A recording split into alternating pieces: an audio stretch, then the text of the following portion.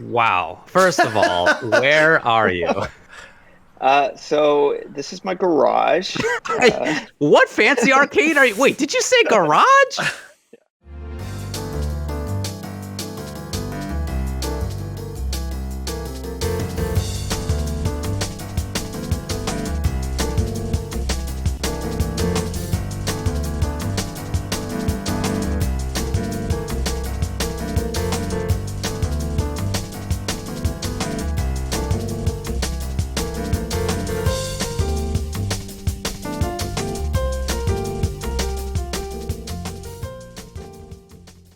Welcome everybody to the Tuesday show. My name is James Chen and I am joined once again by the illustrious UltraDavid and oh crap. Okay, anyways, sorry, Tubo is unable to join the show today.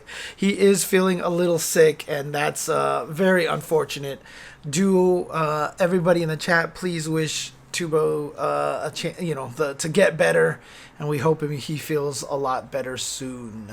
I better see some Twitter @at TuboWare. Hey, buddy. Feel better soon. All right, let's talk about what we got going on.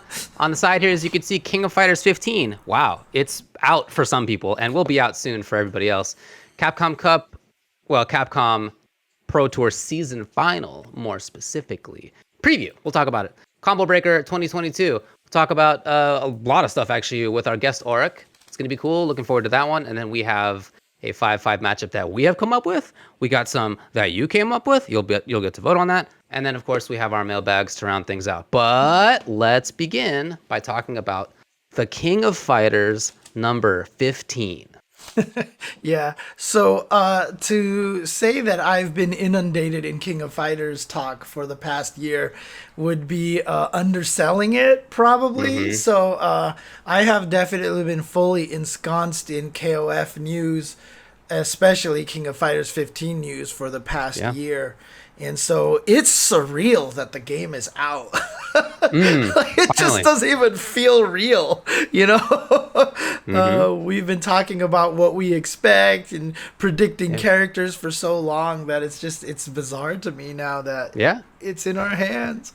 It has happened. It actually has happened. Yeah, so we'll talk about it's not out yet. It is out yet for some. It is out for some people. Again, if you got the season pass, then it's out. If you didn't, then it's out in 2 days. Oh, Jesus, so. Sultan Cobra. Hope you feel better, dude. I know. I forgot if you were the one that mentioned it. That that it's more dangerous for you to catch something like that. But I hope you're okay, dude. I hope you're okay. One of our best wishes. Yeah, one of our loyal viewers in the chat saying catching COVID here. So definitely feel scary better. Times. It's absolutely still out there. It's still bad news in a lot of ways. Yeah. As far as King of Fighters goes, I'm coming into this from the perspective of somebody who played 13. By the way, as somebody whose very first tournament victory, the very first tournament I ever won in fighting games was in King of Fighters. King of Fighters 2003. Was this the one that you beat Ricky Ortiz in? The very first tournament I ever won was over Ricky Ortiz, yes. And that was in 2003. And she was, first of all, not too happy to lose to just some rando scrub in the arcade, the barricade. And then secondarily, I don't think she really played the game at all. It was just like, But yeah, that's technically true that I won my very first tournament in KOF and over Ricky. Anyway, that I didn't play any KOFs for like a dozen years. I did play 13 for a while. I didn't play 14 at all. And now I'm coming into this one with the perspective of, of somebody who is open to trying new games and always down to try new stuff that's coming out. And so you and I did get a chance to play yesterday. Yeah, I mean, so I've had a bunch of time to play a lot of the betas as well. I don't know if you actually played much during the betas. So, I did have a little bit of time beforehand, but... Right, that's true, yeah. Yeah, but playing with you, though, yesterday was like kind of the first time it was just like, hey, we're just going to sit here and try to learn. Because before I was playing against Olaf and he's just kicking my ass all day, and so. Yeah, he really knows what's up. So it's a little different. Yeah. Whereas I clearly did not. I mean, I came into it. So yesterday we played again. We played on stream. If you guys would like to check it out, it was fantastic top level gameplay for sure. Yeah, shout outs to on this channel. Shout outs to SNK and Koch Media for giving us that ability to play early. So definitely, that was really, really nice. I had a lot of fun, and like I said, I wasn't coming into it brand new fresh. I did spend some time in training mode with different characters to figure out like who I was interested in. I did spend some time in the missions trying to see like what some basic combos are. So I wasn't completely fresh, but I was pretty new. Yeah, but you bust out these little max mode king combos on me out of nowhere. I was like, wait a second, what's happening here? That was one of the few combos that I actually learned. Yeah, exactly. It's the ringer, dude. I was like, wait a second. Yeah, I all of a sudden knew what was up. Yeah. All right, but before we talk maybe too much about that, why don't we just talk about our initial impressions, having seen the game now for a few days, played it briefly. Yeah. What do you think? I mean, again, like I've been pretty optimistic about it. I mean, it's hard not to be when, like I said, you're talking about it constantly and just kind of looking forward to it. But I mean, honestly, I'm not trying to, use their tagline or anything like that. But I mean, I feel like it has at least met most of my expectations, at this point in time. I think the game is really fun. And when I was learning the beta, I was surprised at how much the game still feels like, it feels like an old school fighting game. I don't know if that makes any sense, but there's something about it that feels like it's very, it feels very arcadey to me when I play it, and it just feels like it has that really kind of approachable standpoint where they made fighting games in the past with no pretenses that anyone had access to frame data or training mode on anything. And so the game just kind of flows and it works. I don't know. There's just something about it that felt really good about it. And again, the character variety feels really, really good. And honestly, I think the game looks great. Like, I know when the reveal trailers were coming out, like, I thought King was a particularly looking character out of all of them. But when we were playing, you were using King all day, and nothing really ever stuck out to me like as like Dante face or Chris face from MVCI kind of stuff, Yeah, she has better than Falk animations in SF5. I'll give her that. Yeah. Yeah. Look, I think she's fun. So my perspective, just after again a couple days of playing and testing it out and watching a little bit as well, is definitely positive. Yeah, I definitely think that it seems like a really fun game. My view, I did play with friends in the betas a little bit. I played online with a buddy. Oh, okay. And I was at that time, I didn't know anything. I hadn't gotten into training mode. We were just like, hey, let's hop in, and I didn't know anything about it. Hadn't played KOF, like I said, since 13, and I felt like it was kind of slow, which was surprising to me, and I felt like it was not it didn't flow well, was my opinion at the time. Mm-hmm. And then after having put in a little bit of time into training mode and into the like missions and stuff like that, so I like actually knew what was going on, I didn't feel like that at all yesterday. I felt like it was a lot more, it flowed a lot better. Some of the people who were watching us play were like, how come there's not that much running going on? Like, we're not that great, to be clear. Little did you know, but at high levels, running is not as important. No, I'm just kidding. Yeah, right, yeah. But, like, it still felt like there was plenty of movement. The movement was good. The options, as you said, they feel really distinct. I feel like the different characters feel quite different. Even some characters who have maybe similar game plans, like here's a couple of characters who are grapplers. They want to get in, like, right? Like, that's... Mm-hmm. But the way that they actually do that, their tools are different, and their routes up close are different, and they move around differently, and I feel like there's enough variety there. Right. One of my feelings about 13 was, personally, obviously it's a good game, but my personal opinion was that there wasn't enough character variety. I didn't feel like there was like important differences between enough of the characters for my tastes personally. In this game, after having played it, I did not feel that way. All the characters that we were playing were really distinct. I've watched other people play games in KOF 15, and I feel like there's a lot of other variety that's there too. So yeah, I was very positive about it. I think the best thing that I'll say about the graphics is that they're fine.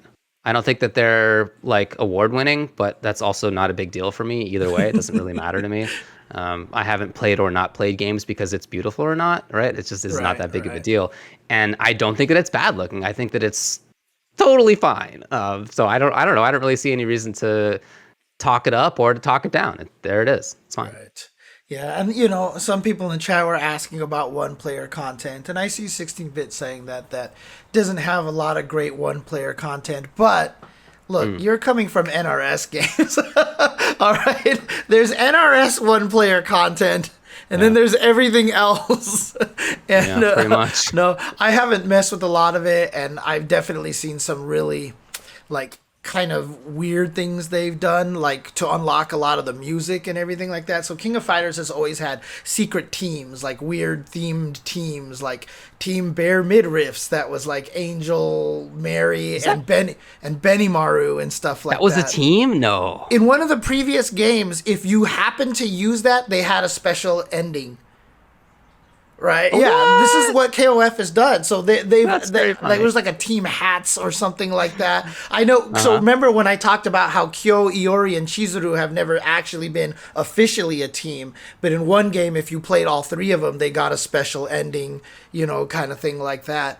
And they have that again, but that's what you have to do to unlock a bunch of the music in the DJ station. And they don't tell you who the teams are. They tell you who two of the members are, and the last one's question mark. So you had to figure out who the third one is. Someone already just figured them all out and posted them all out there and everything like that. So it's just in the day and age of the internet, like I just don't feel like that kind of thing is necessary, and it feels like it's kind of a false way to expand on the single player content. But the fact that it came out with an arcade mode and has one player is already a step above.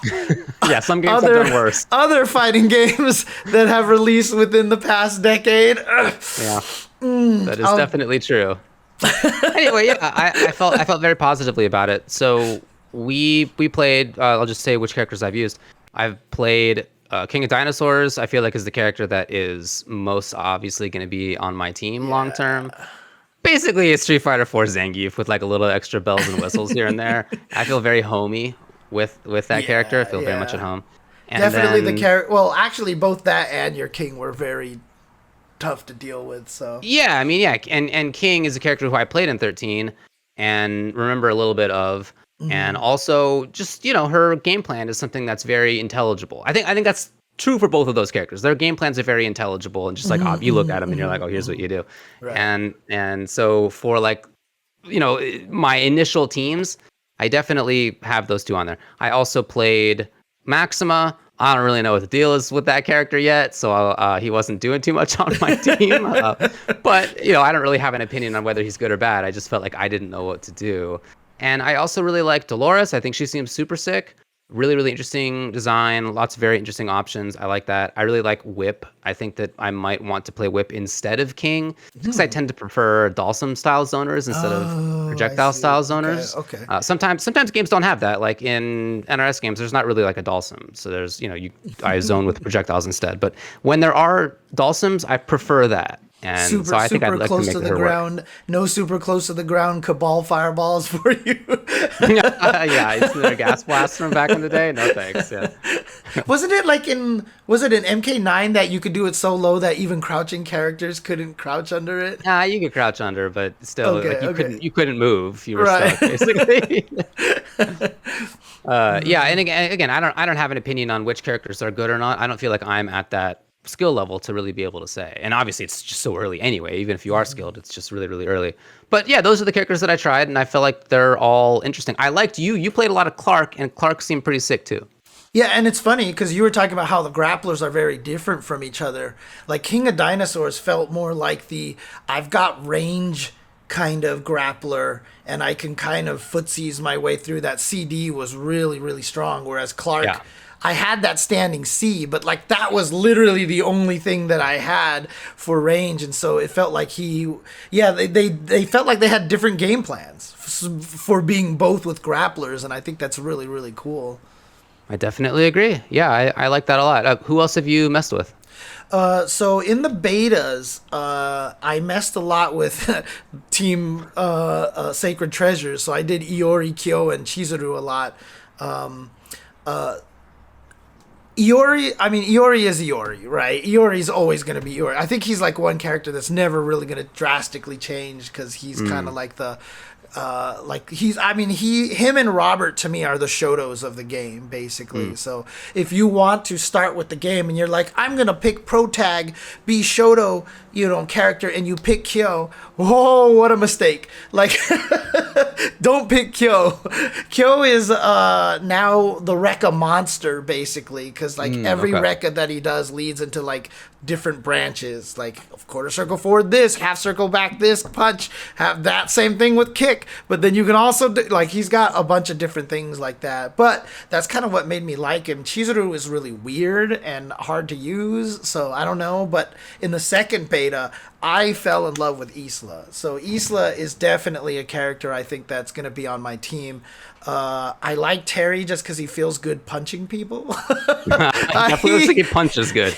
He's a good puncher. Yeah, he feels... Well, I mean, so have you ever played Streets of Rage 4? No. No, so my friend recommended it to me, so I got it, and I tried like Blaze, the Chun-Li kind of fast character, and she was okay. Then I picked Floyd, who's like the grappler, and he has the ability to pick somebody up, and if you walk into somebody else, he picks them up and he slams them together. And like, there's just certain things that feel good in video games, and that was definitely the one. Like, I was not enjoying myself playing Blaze. Then I picked Floyd, and I was like, yeah! And that's kind of what Terry kind of gives me, you just like burn knuckle people all day, and it's like amazing. So I like Terry. And then yesterday when we were playing, I mean, Robert was cool, but he's Shoto. He's literally Shoto, so you're just gonna kind of play him that way. I really did enjoy Clark a lot, though. I did like I could Clark. tell you were having fun. Yeah, and then the last character I was playing was Leona. And again, I like Leona as a character, like design-wise and stuff, although I like the classic costume better, so shout-outs to them making that DLC. But,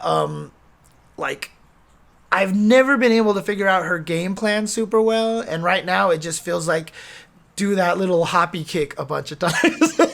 She's got this very fast overhead. Yeah. I don't know, dude. I thought that she was really strong. She seemed really good. Again, what do I know? Like, I'm not an expert. Don't take my word for it. But from my novice perspective, she seemed really, really strong with a ton of different options and the ability to control space, the ability to pressure well, the ability to like follow up on something that you can set up. She seemed like she had a DP, flash kick. Like, she's just got a lot of good seeming options in my view. Changing jump trajectory is always going to be the most powerful tool in a 2D game like that. So the fact that she has that is really valuable. And look, people make the joke, but I'm going to be absolutely 100% serious about this. It is actually a very smart decision, in my opinion, for SNK to make Terry really fun and really strong to potentially appeal to the Smash players who might be like, hey, let's try this fighting game. I know Terry, so let me try him out. I mean, honestly, what's that? Are people really going to do that, do you think? Look, I know a lot of people when they went to Tekken 7 to try it out and they started with Akuma, right? That's true. I do know people like you do that to ease in people transitioning. So, we all joke about Terry from Smash, but, Akuma from Tekken 7 was kind of like the same thing. Geese from Tekken 7. And I think that's a really powerful tool, to put in the game. So that's cool. Yeah. I think that's okay. People are saying in the chat that they do know folks who are in fact doing that. Cool. That's awesome then. There you go. Yeah. Oh man. Yeah. Again, what Showbiz is saying is no character feels weak from the matches that I've watched. Again, this is one of the things about KOF, even though it has so many characters and all that, does feel daunting because, I mean, a lot of fighting games you play, and I'm not trying to paint KOF as a simpler game or anything like that, but a lot of fighting games out there, it's like Guilty Gear and Tekken, you need like master's degrees to learn the characters and stuff. King of Fighters is very system based. Like Dandy J just released a video recently. Please check that out. You'll find him on Twitter at Dandy_J, talking about the KOF zone, which is that box in between the two players at head level, the short hop level, and how almost the entire game is built around that zone, regardless of the character you're using. And it's a great video to kind of get you an understanding what the neutral of KOF is. And yeah, the characters are very varied and different, but a lot of it is going to be played fighting for that space. And it makes it so that jumping between characters and imagining, I gotta learn 3 characters, it's not as bad. So don't let that intimidate you, in other words. Yeah, I really agree with that. I see people in the chat talking about this. I've seen people on Twitter talking about this. There's complexity in the game, I mean, obviously, but don't feel like you need to hop in and be doing the world's greatest combos right away. Like, we played yesterday, and the fanciest combo that I did was like hit, activate, hit, special move, special move. It was like not terribly complicated. Right. And we had a very good time, and I'm not going to win Evo, but we had a really good time, and it's like day one, right? Like you can eventually learn something more complicated. That's how it goes. So don't feel like you need to hop in and spend a lot of time becoming really strong at any one particular combo or whatever. It's just pick characters who you think are fun, use them. As you use them, you'll eventually learn what's up. That's the way of things. Don't bite off more than you can easily chew at the beginning. Just have some fun. Yeah, and again, it's got a lot of fun stuff in it. That's one of the scariest things about KOF. 1.13 legacy meme inertia about the difficulties, content creators trying to do the combos. There's a little bit of inertia of everybody being, oh my God, KOF is so hard. And then KOF has the ability to do some ridiculously long combos. Like you watch Ash combos and you're just like, oh my God, what is happening? A lot of those are super optimized situations with 5 bars, which only the last character can have, et cetera, et cetera.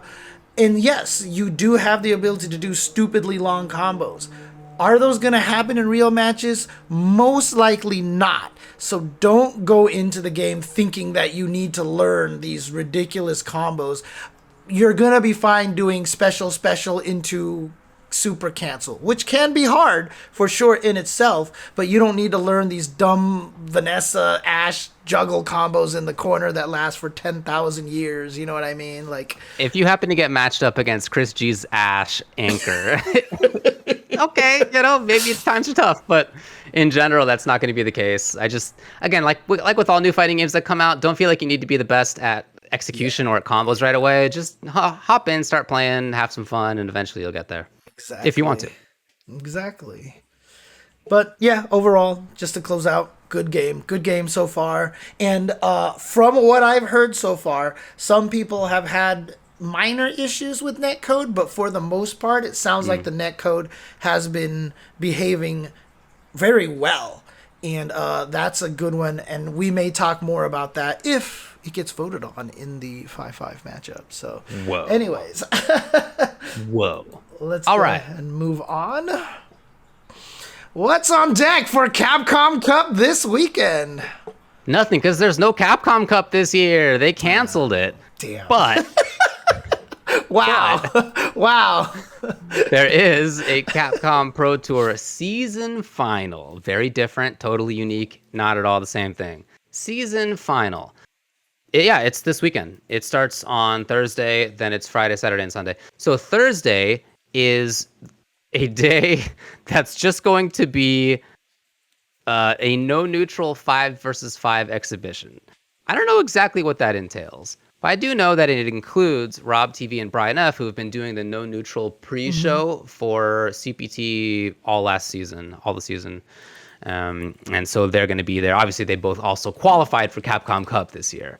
So they're pretty good players. There's also going to be Shine, Chris CCH, Smug, Punk, Idom, NYC Furby, Nephew, and Just a Kid. So there's a bunch of different players involved and stuff like that. And so that's going to be on Thursday. And then the actual matches, the actual season final matches are on Friday, Saturday, and Sunday. So February 18th, 19th, and 20th this weekend. Guess what, everybody?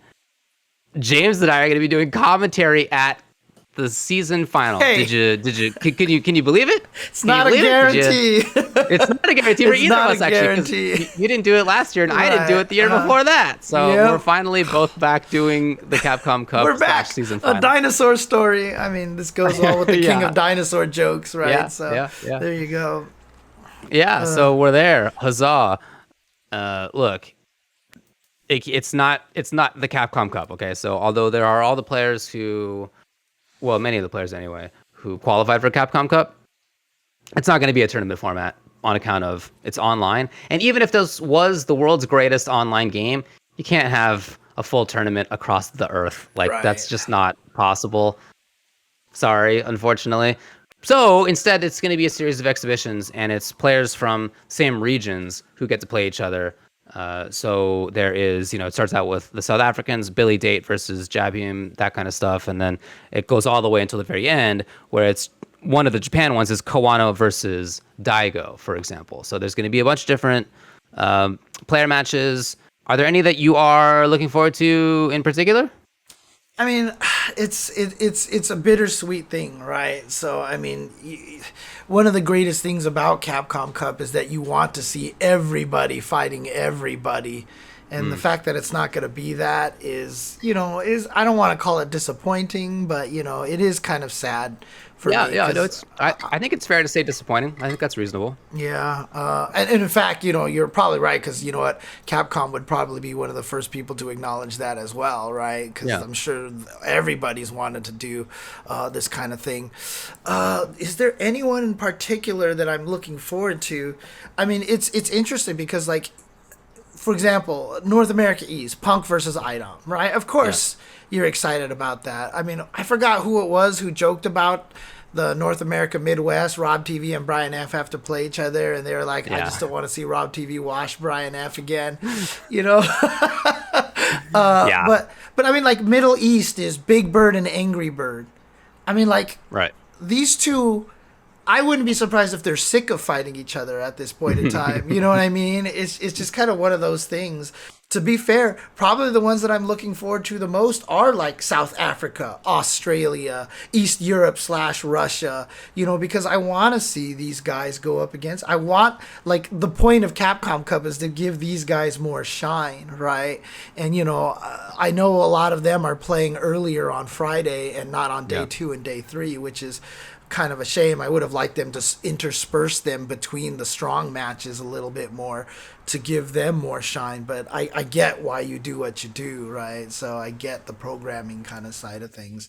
But yeah, I would probably say I'd be looking forward to, like, the South Africa, the South America West, the East Europe, Russia. I'm probably looking forward a lot to day 1 because I want to see these players that we actually don't get to see all the time go up against each other.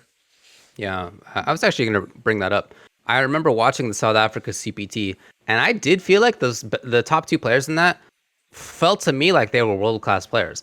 I don't know that that's something I could say about every region, to be perfectly honest, but I looked at those guys and I felt like they could be in grand finals of, like, NA or Europe or whatever, and be, that wouldn't have surprised me because I felt like the level of play was so high.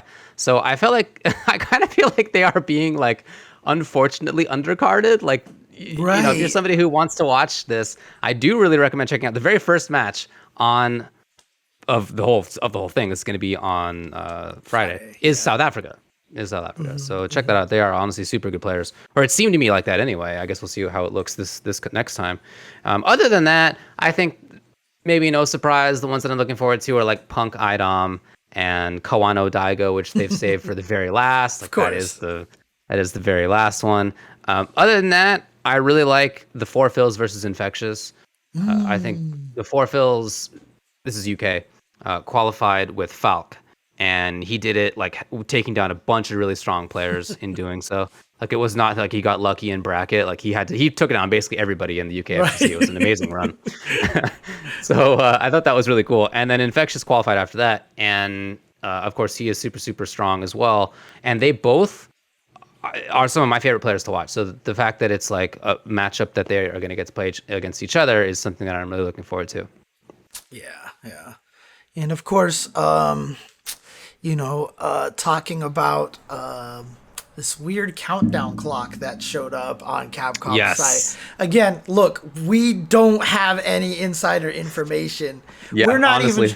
We're not even sure when we're. Anyways, yeah. Look, I'm just saying. We literally got the schedule today, and it's only like the general schedule of like here's when things begin and end, but like not when any of us individually does anything. So, in conclusion, no, we don't have any inside info.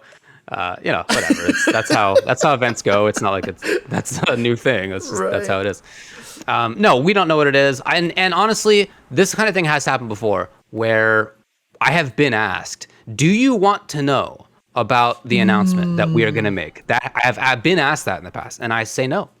I don't want to know. Yeah. Let me find out in person. Because if I'm the person who is supposed to react, like huge announcement. I think many of us think this is Street Fighter 6 they're going to announce. Huge announcement, come back to the desk. And what if I'm just like, oh, okay, like I already know it's Street Fighter 6. Oh, okay, yeah, interesting, thumbs up. That's, as opposed to me being like, whoa, it's so cool. Or like, I definitely don't want to see the trailer. Like, even if I know what it is, I don't want to see what the trailer is because I don't want to be fully inured to it. I want to like react and have a good time. In general, we've talked about this many times. I don't want to know stuff in advance. I get plenty of that in my like actual career, so I'm happy being pleasantly surprised. Listen, I know so many secrets ahead of time that secrets are starting to become uninteresting to me. Not even starting; they have been uninteresting for a while. Oh man! No. But look, honestly, I mean, what do you think this countdown is? I mean, the countdown ends on Sunday, dude. Right? I mean, like, I don't think it's going to take a genius. Now, when Capcom put up the post, a lot of people not involved with the fighting game community are like, oh my God, Devil May Cry, 6 or whatever games that Resident are coming Evil out. news. Whatever, right. yeah. And obviously there's a lot of potential for stuff. That it ends on Sunday of the weekend of Capcom Cup. I don't know. Like, to me, I think it's pretty clear what's happening here, with them releasing Luke and being like, Luke is really important to the Street Fighter 6, story or whatever, I think that they're planting the seeds, and I think it's all getting ready to go. And I'm excited about it because I really want to know the kind of direction they're taking with Street Fighter 6. Now, even if they do announce it, it'll probably be graphic, boom, explosion, blah, the end, and that's it. Who knows? Maybe Nakayama and Matsumoto might actually try to give a little bit more details, but, if it is a Street Fighter 6 announcement, I won't be expecting anything too crazy because I'm sure they just want to whet people's appetites, kind of a thing, so... Yeah, I wouldn't expect too much concrete info. I wouldn't expect gameplay footage. Dude, what if they actually had at the Capcom Cup and they're like, here's an announcement, trailer, Capcom, and then it's the next Resident Evil. It's like Resident Evil 9. Honestly, it's so funny. It would be so funny. If that happened, again, like if I'm the person it comes back to afterward, like I'm the commentator or the host or whatever, and it comes back to me, I would just be cracking up. I would just picture you going, genius. Yeah, for sure. Genius. What a bunch of geniuses. That would be so great. Oh, dude, this would actually, if they did this, I would be sad to ruin this, but like, if they did this would be the perfect time to make a Joke Alex trailer. Like, if Street Fighter 6 is actually the announcement, this is the perfect time to make a Joke Alex trailer. I think would be amazing. What if he's in Street Fighter 6 and that's so they announced Alex as Street Fighter 6? Anyway, before they show Street Fighter 5 footage and he's just doing it, and all of a sudden it just goes like, and it's like Street Fighter 6. That would be genius. That would be great. So. Can you please put up the Arby's thing before we move on to the next topic? I will not tolerate Arby's slander on my stream. What do you mean? Who says I'm going to slander Arby's? I am just so excited that look at this. Look at this. First of all, it's so funny the way that they edited this in. He's just palming the sandwich. Like he's just holding the top of the sandwich. Like he's about to dunk it, He's just about to shoot this basketball sandwich. Look. he is not just holding a sandwich. He is holding the beef and cheddar, okay, which is a delicious sandwich, and the sauce on the beef and cheddar is amazing, okay? And is it glue? I mean, because how's that thing staying together? Also, I want to tell you how they said meaties are going to have a whole new meaning. I want to thank them for using my joke way back a long time ago when RB was killing people with Urian at the South by Southwest Invitational. And I said, RB has the meaties. I just want to say, there you go. I thank you. You're welcome. You're welcome. So You're right. You're right. So, if you have a stupid joke that you think I would find funny and would like to tell about Arby's, please let me know in tweets, in the YouTube comments, in the chats, because I don't know how this is going to go. I mean, it could be totally the case that I don't have a chance to actually like plug Arby's. I don't know, maybe. But if I do have that chance, I'm going to do it. And I'm going to do it in the stupidest, weirdest way that I can think of. I'm just excited. Saying, as an official commentator for Capcom Cup, you know, I think that in order for me to properly give my honest discourse about the products this coming weekend, I should get free Arby's for the rest of the year or life, depending on, you know, what you can I mean, I'm just one man, right? How much is that going to cost? Free Arby's for life, right? It can't be that much. $10? I mean, to be honest with you, I love Arby's, and like me and Olaf actually go get Arby's all the time. Let's put it this way: the closest one to us is like a 15-minute to 20-minute drive, and we will go and get Arby's. Yeah, you're driving past all sorts of other fast food restaurants and regular restaurants to go there. Exactly. Also, all sorts of them. And I, like, every time I go there, I never know if I want to get the curly fries with the side of cheddar cup, which is just delicious, or just get the mozzarella sticks with my regular roast beef giant sandwich. Or sometimes I like their chicken sandwiches. The chicken cordon bleu, it's not on the menu, but it's absolutely delicious. The regular chicken sandwich is amazing. Like I said, the beef and cheddars is amazing. Regular roast beef is great just because you can put some horsey sauce on there. And actually, if you mix the horsey and the Arby sauce together, it's actually pretty good. Recently, I've been requesting the barbecue sauce and the horsey sauce and mixing those together, and it is absolutely delicious. This is not an ad. This is absolutely... This is actual James. Yeah, we've even way before this, James and I have talked about how much he likes Arby's. This is like a topic of conversation going back many years. Also, did you say that they sell cheese in cups? You can buy a cup of cheese. The cheddar, yes, the cheddar that goes on the beef and cheddar.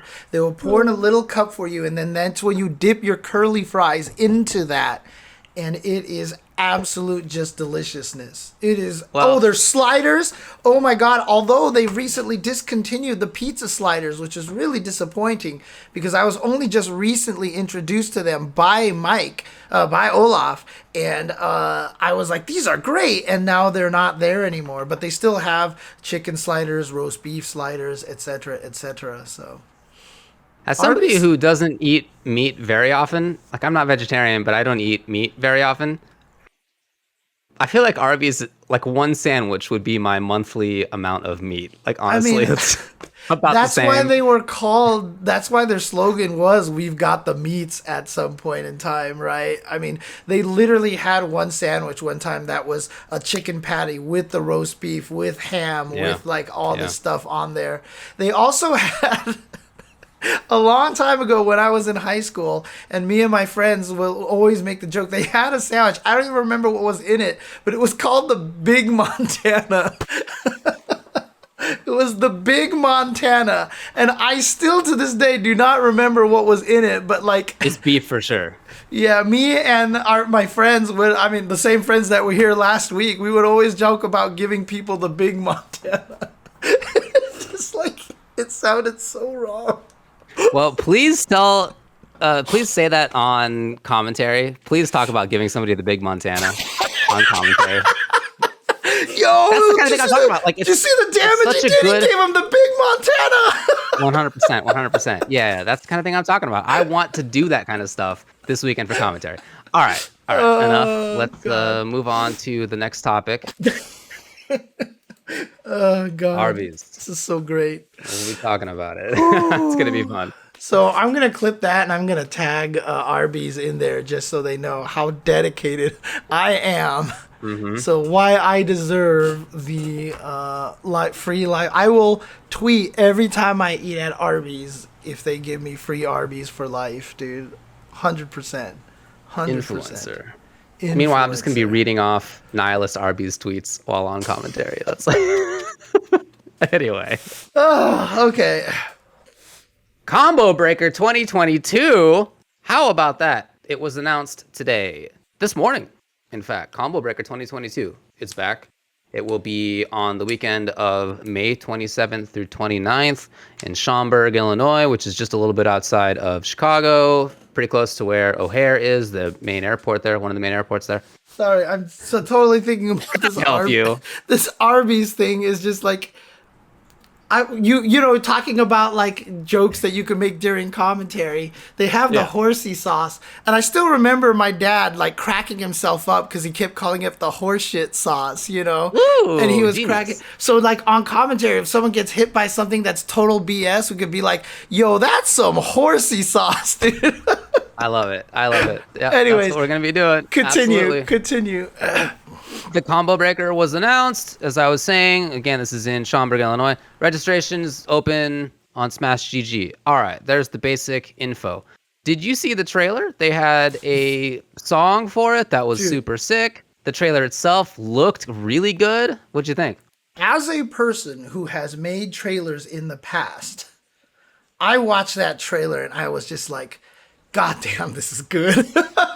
Like the effects that they did where they would color only one person or highlight them and then turn the background into like comic book for like half a second. And, you know, the weird, I don't know how that, like, I want to know what the tech is, but like they had that like line going down the middle and the bottom isn't synced in with the top and stuff. Like, is it zoomed in? Is it ahead in timeline? Or like there's just all these like these editing questions that jump in my head.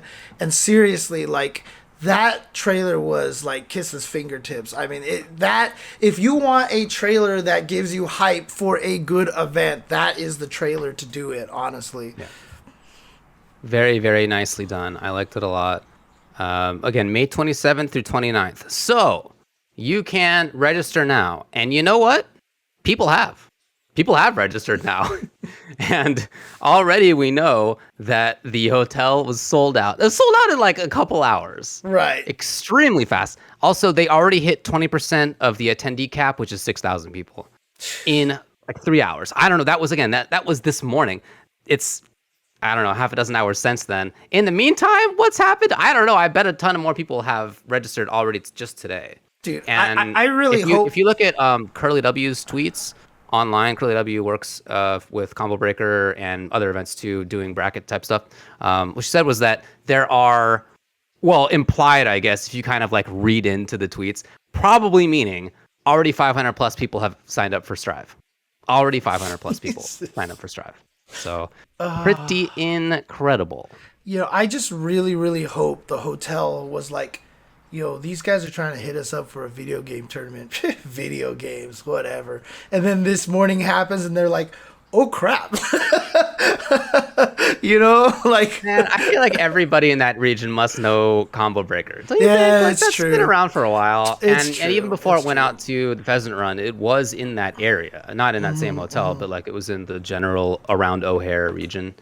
So I feel like people probably know about it. Yeah. And as far as the cap, 6,000 people, it's, I mean, I imagine COVID related, like it can't be quite as crowded as otherwise and whatever. So 6,000 people, that is still a tremendous amount of people. And for there to already have hit 20% of the attendee cap in literally 3 hours is incredible. So Yeah, I mean, big hats off to everybody at Combo Breaker for having run such a great event for so long that when it comes back, this is the response.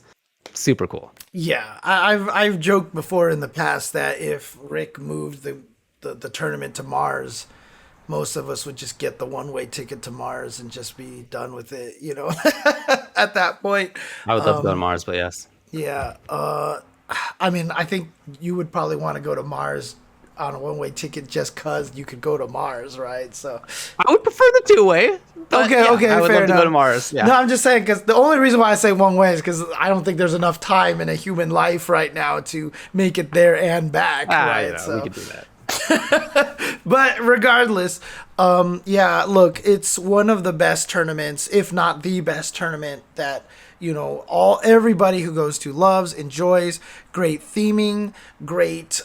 Just Rick cares again about the people, the community. He does really, really hard work with people. It's one of the reasons why I've been so excited about him getting in charge of Evo. As long as Rick is involved with it, I have the utmost confidence in the event, right? And Combo Breaker has been, nothing short of just like the greatest experience consistently for the past few years. And so there's no shock. I mean, talking about 2,000 people registering in 3 hours is incredible. It is.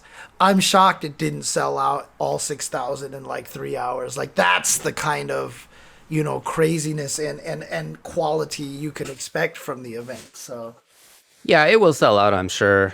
As I said this on Twitter, the limitation for number of attendees at that event is not on the demand side. It's just on the supply side. And you can't have, an infinitely big event. Like there's some maximum that you could have. And in this time, that maximum is probably, smaller than would be preferable, I would imagine. But that's where the limitation is. Whatever the attendee cap is, if it was 6,000, if it was 10,000, whatever, it would sell out. I really think that. I think that it would sell out regardless because it's an event that I'm going to go to for sure. I am going to enter. I'm going to play. I hope to commentate as well, but at least I'm going to be there for playing and hanging out. And I imagine a ton of other people will. So very, very excited for it. Yeah, I mean, I'm hoping, obviously, again, knock on wood, all of us have been doing this for the past 2 years. Like, if things seem like they're on the, getting better now at this point in time. So, oh gosh, Corey, I haven't played in a tournament in years.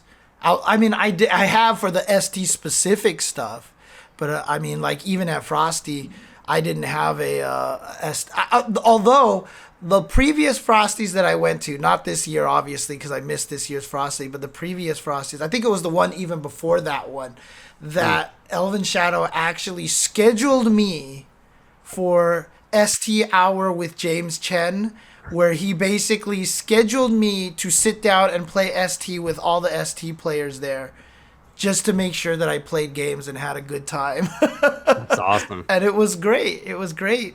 Outside of like, the top 2 players or anything like that, I was botting everybody, so probably could have taken the tournament, I just like... Maybe.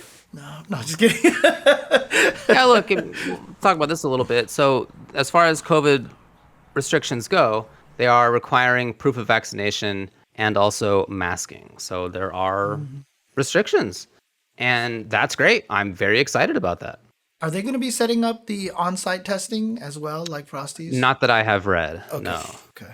No. And again, as we got the word from Elvin Shadow on the interview that we had with him, it is something that it's not like you could just hire. It's like you need to have the city helping out or something like that. Yeah, they had the county helping out. Yeah, exactly. So it's not just like, hey, you guys, come here and set this up kind of thing. No, yeah. Yeah. But look, all things considered, I'm happy with that they're requiring vaccinations. I'm not surprised. That was my expectation, and I'm happy that they are doing that.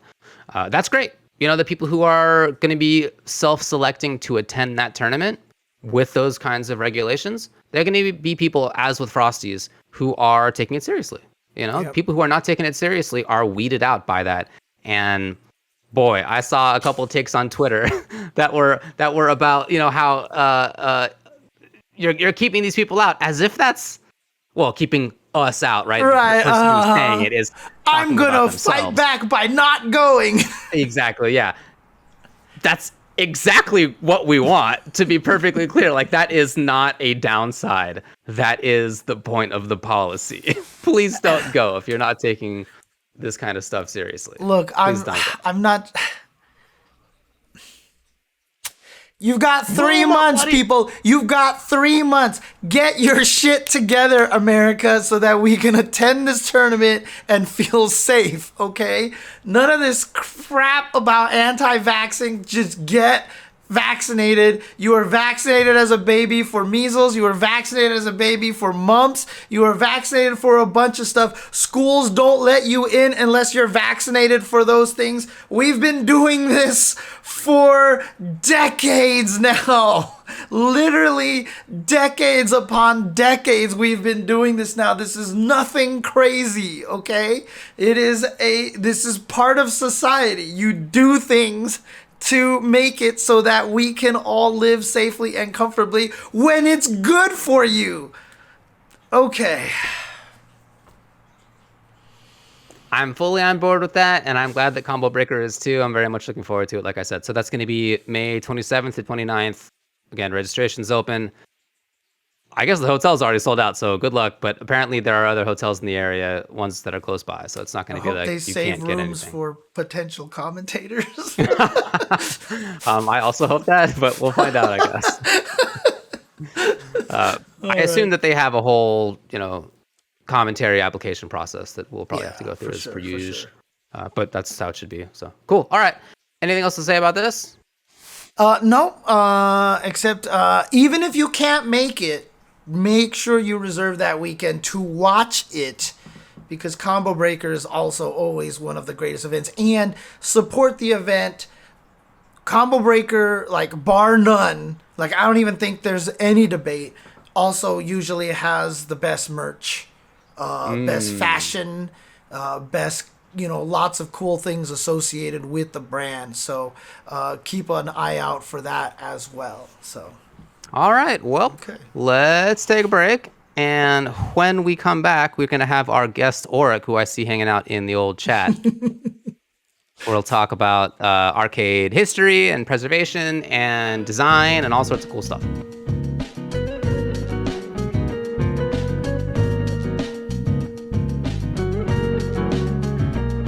Hello, everybody. Welcome back to the Tuesday show.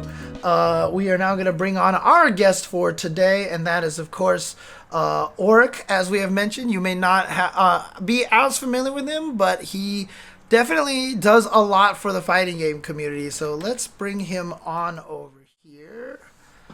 Hello, Aurich. Aha. Oh, Hey, guys. Wow. First of all, where are you? So this is my garage. What fancy arcade are you? Wait, did you say garage? man. You live there? Yeah. You two acting like you haven't been here. So I see the Tetris, the Grandmaster cabinet. I see all the third strikes back there. So yeah. We got some Dodonpachi behind me. And there's the gutter trash neon sign, the gutter trash arcade neon sign. No, this is 100% real, K-John. I have been there. Real. Yeah. I have seen it. It is a garage, and it is beautiful. Yep, it's true. It's real, and they're fabulous. Spectacular. Spectacular. You're right. Sorry. Okay. Yeah, I mean, this is. I'm happy about this because, as I think is true, as James said, that there are probably relatively few people who are familiar with you, but you do a lot for the FGC and for other stuff as well. So I wanted to bring you on so that we could talk all about that. For sure. Let's start by talking about how you got into the FGC in the first place. So, you got 09ers. I'm a 91er. Yeah. Okay. I was playing World Warrior. I probably played one of the first Street Fighter II cabs on the West Coast. And I'll tell you just a quick story. We were in Santa Cruz at the beach boardwalk, and this was 91. And it was for my friend's, I think his 14th birthday. I want to say close to this time of year, maybe March. Don't hold me to that if someone looks up the records and decides I'm off by a month. And for his birthday, the two of us went to Santa Cruz with his mom. and she got us our own motel room next to hers. We stayed up all night drinking, Skittle Brow and watching movies on HBO and, living it up as a 13, 14-year-old, however old I was. And then we went to the boardwalk, and she gave us each a $20 bill for the arcade. Dang. And, that's the best, right? And we were playing Teenage Mutant Ninja Turtles and Final Fight, like all the classic stuff. And then we found the Street Fighter 2 cab. And the reason why I'm pretty confident this was really early is because it was empty. There was no line. And if you were around back then, that there was never not a line on the Street Fighter 2 cab, especially if they only had one, right? They had one cab. And the best part of the story is some guy was leading a couple people around. He was clearly the manager or something. And he's like, yeah, we just got this in. I think it's going to be hot. That's awesome. And, clearly he had no fucking idea. Yeah. I think this one's going to be a humdinger. And, we played Karate Champ, right? If you're an old schooler, you remember Karate Champ with the dual joysticks. And that was probably the first actual one-on-one fighting game. Yes. So when we found Street Fighter, it was right up our alley.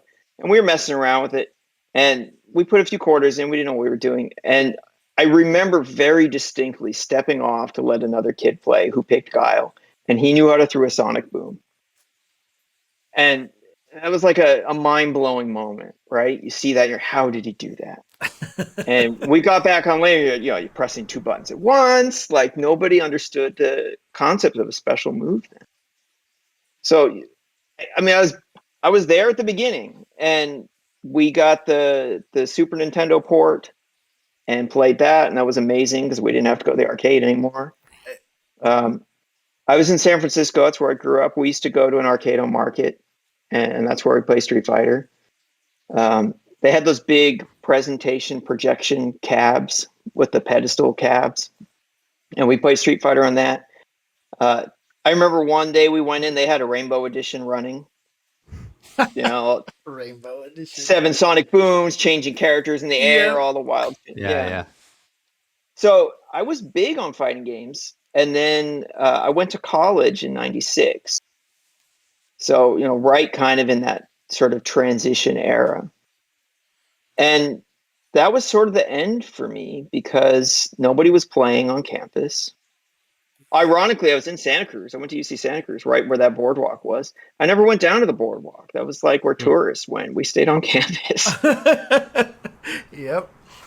And, we talk about the dark ages, and I think a lot of people like to be like, oh, it's just because there's no Capcom games. The truth is, during the dark ages, there was no online to speak of. It was really hard to get hardware. I remember importing Samwa parts in probably 2004, and you had to do forum group buys, and everyone would pool their money, and one guy would import a bunch of stuff and send it out, and you'd hope you didn't lose your cash, which happened to me. I had one group buy went sour, and I lost $45, and at the time that was a lot of money. So if you didn't have friends who played, it was really hard. Yes. There was no such thing as a local. There was no online. Anybody who kind of got in 2009, I don't think really knows what the dark ages meant, right? And if you had a scene then, that's awesome. But I didn't have a scene, so I fell out of fighting games. And I didn't get back in until maybe around Street Fighter 4 Super. So kind of late. Wow. I played 4 for a little while until 5 came out. So it was like rediscovering an old love. It was great. Yeah. Here's a good question. You've got those are, so people don't know, that's 2 sets of Third Strike head-to-head cabinets back there. Yeah. So you didn't play Third Strike during the arcade boom time. No. You actually got into it after Street Fighter 4 brought you back. Yeah, no, I am not a Third Strike old school player. In fact, I think a lot of people get that mixed up because they see my cabs and they think I'm some kind of Street Fighter 3 god. I'm a scrub. And not at all. I was in Southern California when Family Fun was a thing. In fact, I saw you both at the Family Fun event. Ralph is a good friend of mine. Ralph and I became good friends through pinball because prior to all the candy cabs, I was a really big pinball collector. This garage used to have a lot more pinball in it. I mean, you guys have been here, I still have some pins, but it was all pinball. And when I got back into fighting games, I was kind of on the out with pinball for various reasons that are too long of a story to tell here. And yeah, I got sucked back in. And when I was introduced to Third Strike, I got hooked. Let's be clear. I don't practice. I don't lab. These days, right now, I'm playing once a week when I host the arcade. Yeah. So when people are here, I'm playing Third Strike. And when they're not here, these cabs basically stay off. I mean, they're here to be shared. I don't come and turn them on by myself for the most part. Except now for this interview. No, it's it's a killer background. The green, it's all green screen. Yeah, right. Don't even say that, because I don't want people to believe it. Okay, I want them to know that is a real thing back there. So, I mean, this is part of what I wanted to talk about. Oh, James, no. The one thing that I wanted to mention is, like, I think people our age, Aurich, who grew up with the Street Fighter 2 era, and how you were saying, like, you could not go to an arcade without a giant line. Like my college, UCLA, the manager told me the only time they had to do 2 collections a week to take the quarters out of a machine was during Street Fighter 2's heyday and stuff.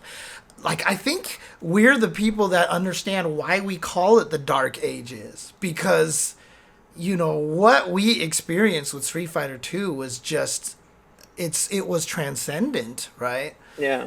I brought this up the other day. I think I made a tweet about it, and I got a bunch of blowback from people who were like, oh, it's just because of Capcom things. Anime games are still alive. And I was like, there was no online. And someone's like, Dead or Alive had the best online. And it's like, all right, guys, like, chill. It's not that there weren't fighting games. Of course there were fighting games. And it's not that people weren't playing Capcom games then. They did.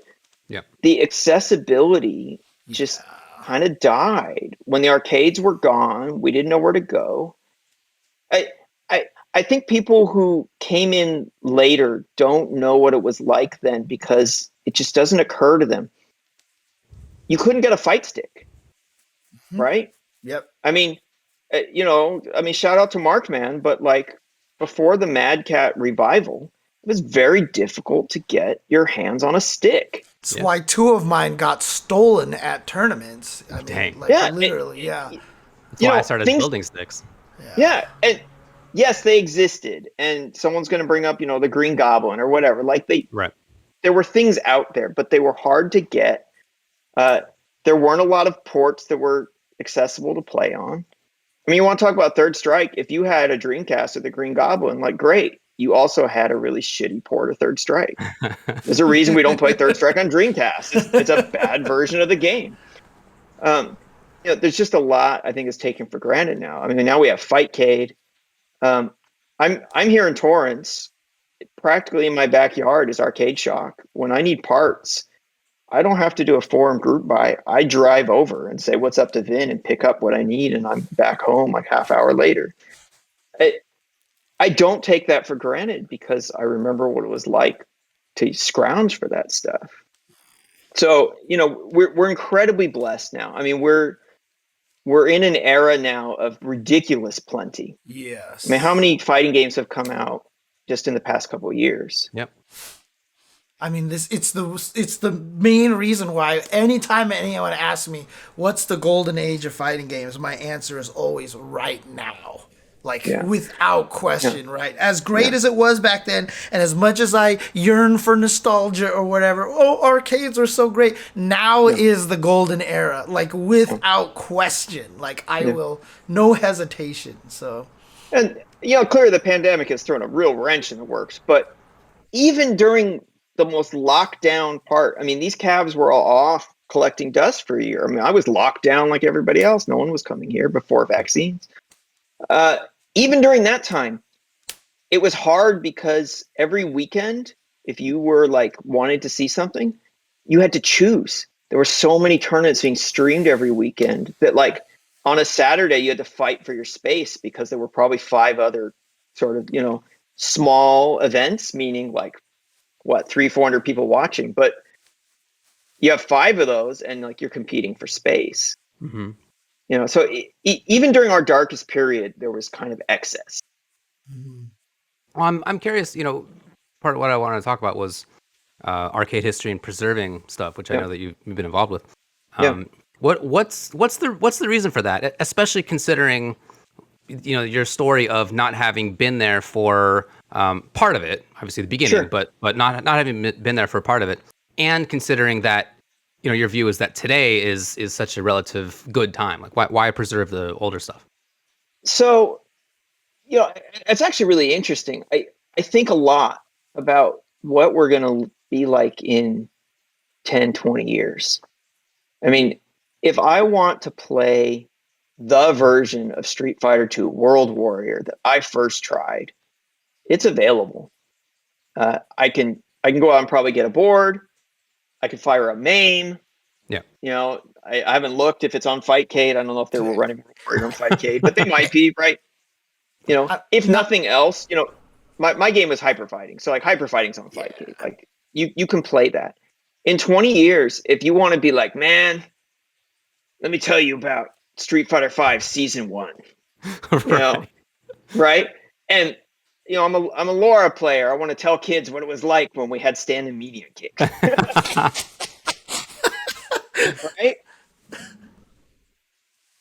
You're going to be able to share that? Maybe. Capcom was pretty good at the end of Street Fighter 4.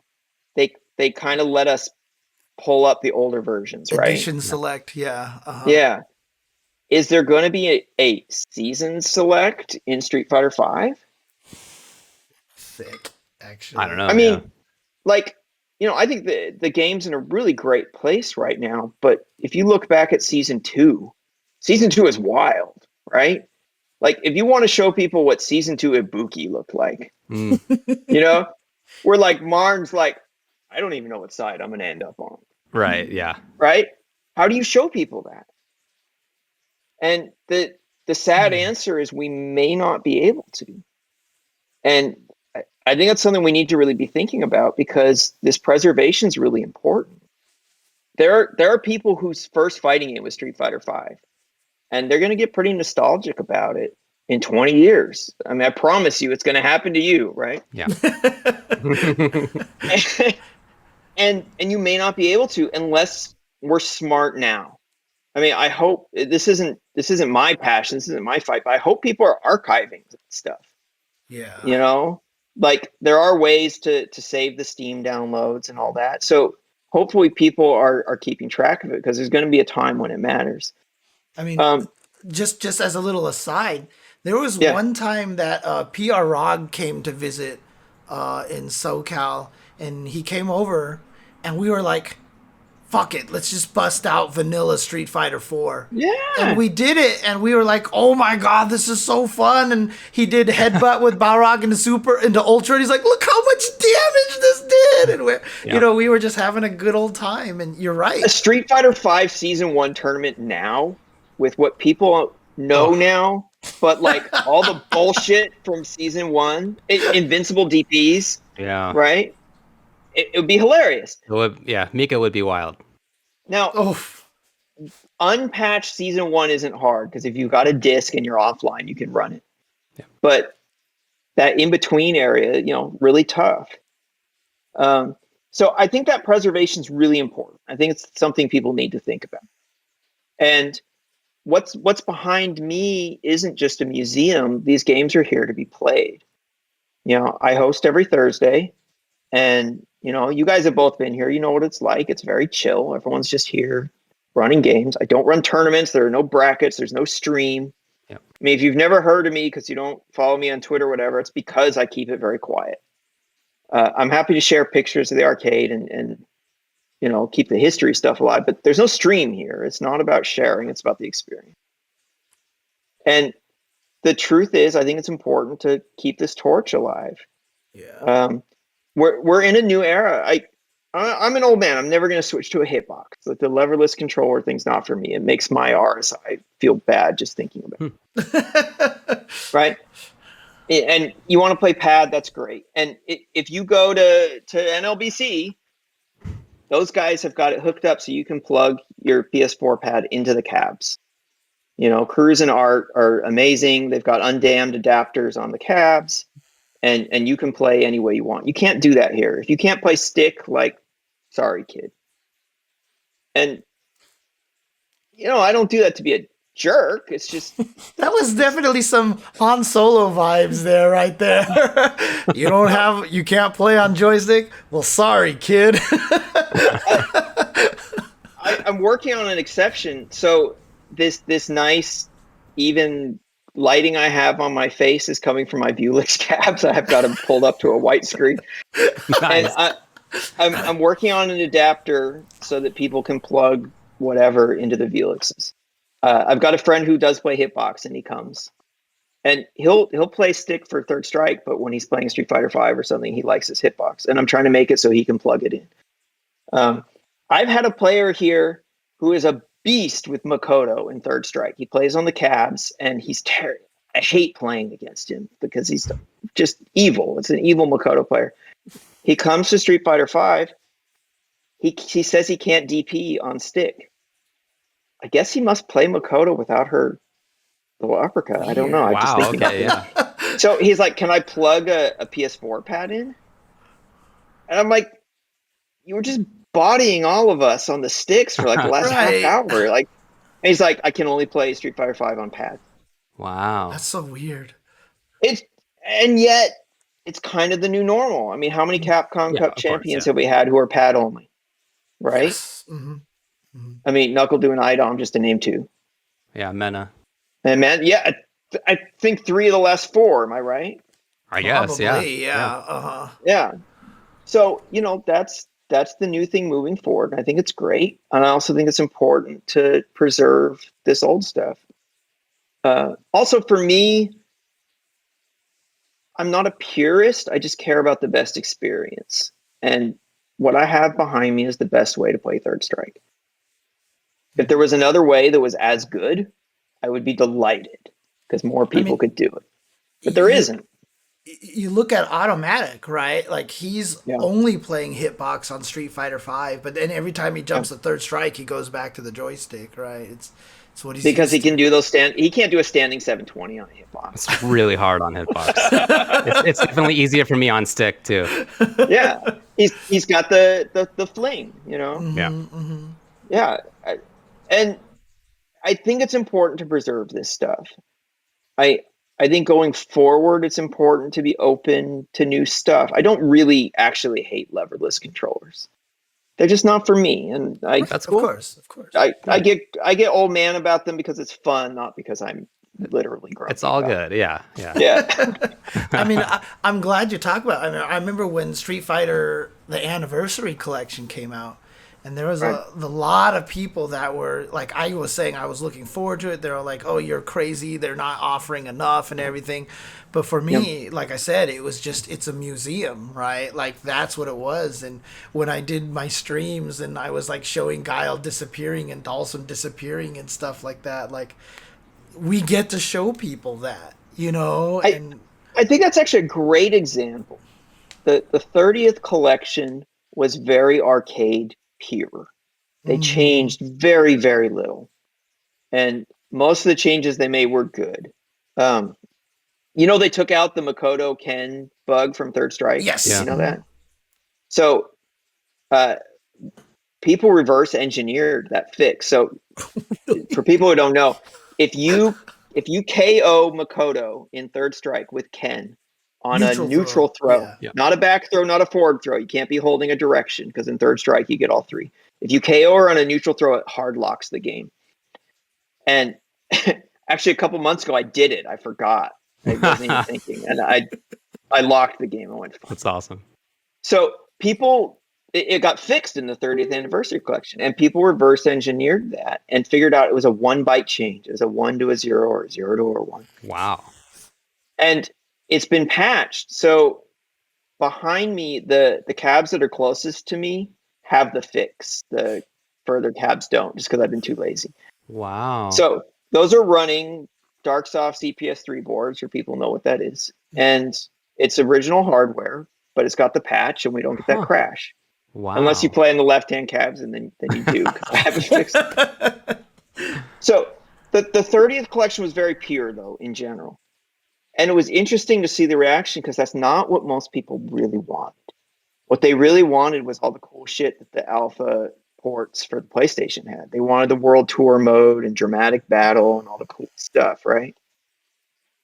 And I'm all for that stuff. I mean, it's actually a pity those things aren't more available. But yeah, that collection was very pure. And I think it got a bad rep more than it deserved. The online wasn't amazing, but it was okay. The input lag was just as good as any other port. It was 1 frame. No other home port has been any better. But it didn't take. Right. It wasn't enough. The museum approach that, was it Digital Eclipse who did that? I think so. Yeah. I can't remember now. I think There's it was. one team that does that, one team that does the KOF stuff. I hope I'm not mixing them up. Anyway, it wasn't good enough. People wanted more. And yeah, it never took off. Hey, there was that rumor recently that they were going to bring back the Street Fighter 3 online edition. Really? And people were really hyped. Yeah, people were didn't super hear hyped. Yeah. Yeah, they were talking about modern ports of it for some reason. Max was talking about it. I don't remember what started the rumor anymore. Okay. And people were really excited. And the truth is the online edition version is not that great. Right. I mean, it's got that Yun scaling bug. Yeah. And it's like you take what is arguably the best character in the game. Some people will say 2, right? Yeah. And you give him a buff. Yeah, I hear you. Yeah. People who without a lot of the hardcore Yun experience do not know the pain of fighting top level Yuns. But I'll tell you why people wanted that version. They wanted it because it had extra colors, because it had trial modes and all the extra Right. stuff. That's right. Trials. Yeah. Right. And that's what people want. When the 30th thing was first announced, remember there was going to be no training mode and people threw a fit. Understandably. Like, I'm not saying they shouldn't have. People expect more now than they used to. Yeah. Well, I'm glad that you're doing the preservation stuff that you are. I think that's really cool. But let's move on and talk about design and some of the other stuff that you do for folks in the FGC. How much are you down to talk about, like, people that you have helped and what you've done for folks? I'm down to talk about whatever. No, nothing's off the table. Ask. Okay, cool. I mean, can you give us a list of things that you have done and helped with? No, because I have no idea. I'd have to start. Okay. I mean, for example, you've done work with Rick for Combo Breaker stuff before. Right, and you've helped, like, Automatic is doing the Bad Supers tournament, and you did the layout for that, right? For the graph.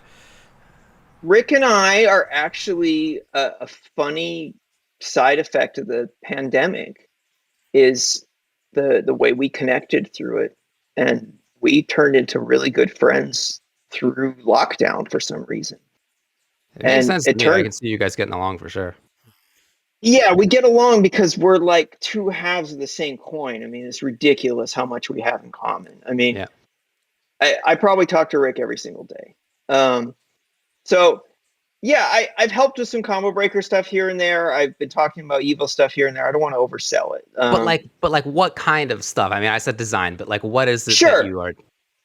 So, I mean, I'll give you an example without giving anything away. There's going to be a T-shirt coming up with probably for the drop for the next Combo Breaker, and there was some text stuff on it that needed to be done kind of just right. And the artist he had do the shirt did a killer job on the illustration and did the text okay, but for kind of perfectionists like Rick and I, it wasn't exactly the way it needed to be. And he didn't have time to do it. I said, just give it to me. So, I'm not going to tell you what the shirt is, but it was one of those things where going in and getting the details perfect, because we're recreating, we're riffing off something that already existed. Of course, right. Mm-hmm. And so to make sure the details were right, like that's the kind of thing I love doing. Can you tell people what you do as a career? Just maybe this is a better way to start this. So I'm a graphic designer. I'm the creative director for a website called Ars Technica. We do, like, hyper nerd news. Hard to explain exactly what we do because it's really broad. But if it's sort of deep dive geek, we're involved in it. If it's gaming, science, cars, I mean, anything that's sort of like down the rabbit hole for people who push their glasses up, we're involved. And I've been involved with ours on one way or another since 2003. I've been the full-time creative director there since 2008. So I'm a full-time graphic designer. Before I was with ours, I was doing a lot of advertising stuff for the game industry. I've had long ties with gaming stuff. Yeah. I am kind of a capital G geek. I mean, I know you guys were talking earlier about the gutter trash sign. Like, that's something I made. Yeah. If I move my camera around, there's a bunch of other signs that I've made. That's like a side hobby of mine, is making these little neon signs. I've done a bunch of random branding stuff for this, that, or the third. I mean, you name it. I'm gonna throw this up real quick, just well, actually, I don't have one of those full screen graphics over here on this view. I can actually just throw that in here really quick. What do you No, need? I'm just trying to show this. Hey, look at this. What is this? This is the commentator cup. Yeah, that's true. I did the logo for your commentator cup. You mentioned Automatic's thing the other day. Yeah, he did a really fun Third Strike tournament called Bad Supers, where they went through and picked all the worst supers for every Third Strike character that never get used, and if you entered, you had to use one of them. Right. Yeah. Some are worse than others, it turns out. But like Chun-Li's Super Arc 3 is ass. Yeah. And it was just hilarious watching people try and use it and like getting jabbed out of it. Right. Yeah. Yeah. So shout out to my man Common Sense from North Carolina, who won the tournament with Dudley, who's a character favorite of mine. And obviously, that's where gutter trash comes from. He used Dudley's Super R2, Rolling Thunder. Which isn't even a bad super, right? So It's not bad, but no one uses it. Yeah, it's not as good, but it's not. I am a scrubby Dudley player, so let's not overtalk how good I am playing with Dudley, but I can play Dudley. I never use Rolling Thunder. Yeah. I didn't know you could move during the super. And according to all the people that Common Sense was retweeting, nobody knew that. I didn't know that. Wait, what do you mean you can move it? Okay, so I don't know exactly how you do it. You either hold the buttons down or you have to hold forward. I don't remember the details. If someone in the chat knows, please correct me. But when you activate the super, you can move. Yeah, I think you just hold the buttons down. It's like Yeah. So you go Hammer Frenzy. farther, basically? You can mash forward with it. And he was playing, I think he was playing a Q player, and he went for the chip out, and the Q was like, yeah, you're on the other side of the screen, I don't have to worry about this. And he rushed all the way across and chipped out. Holy crap. Okay. So anyway, he hit me up to ask if I would do the graphic for it, which I was happy to do. And it was one of those things where when you have the idea, the rest kind of just does itself. I don't know if you have that, James. I don't have the stream up. I can't see what you're showing. But Bad Supers reminded me of Bad Dudes. So I did a riff off of the old classic arcade Bad Dudes. And I distorted everybody's faces to make them goofy. Yeah. And it was a really fun time. And the tagline that came out of it, and I don't mean to toot my own horn, but I'm kind of proud of this one, was ninjas have stolen all of the good supers. Are you a bad enough dude? Yeah. Yeah, I'm going to throw it up right now. There you go. Here we go. Yeah. And if you check my Twitter account, I actually uploaded a PDF of this. If anyone loves this enough to want a 20 by 16 poster, there is a high-res version on my Twitter, and you can download and send it to Office Depot or wherever you want and get some printed. Because I printed several. I sent one to Automatic in the winner of the tournament. And this is the kind of thing I love doing.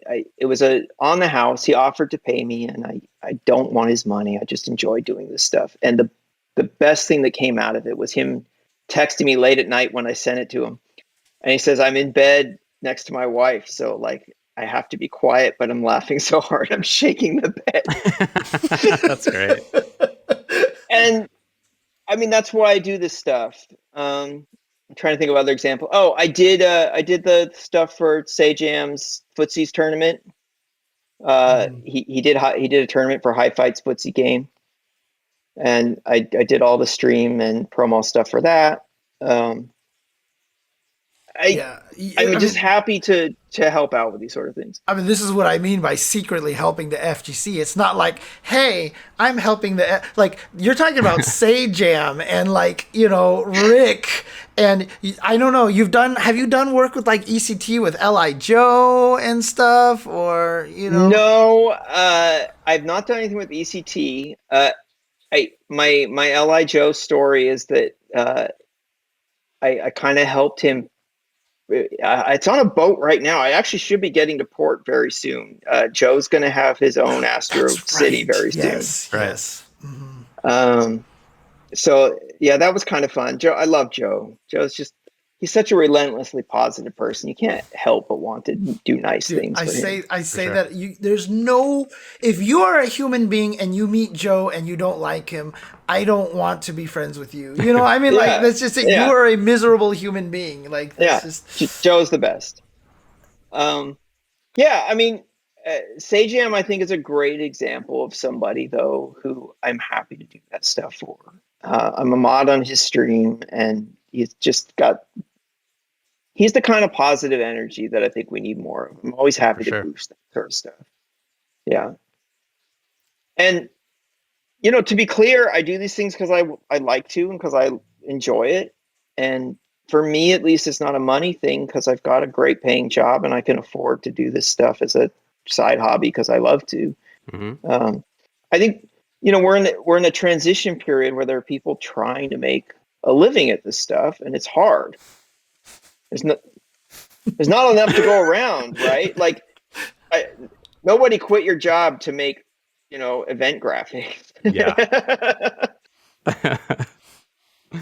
Yeah. Or do many of the other things in the FGC, but I mean, James, I don't have to tell you how hard it is. Yeah, I mean, look, I'll tell people right now that Aurich is also the one person who gets to hear me complain about modern graphics all the time. So, like, where are my gradients? Where's my tactile? Like, you know, why does everything have to be so flat and everything now? You know, so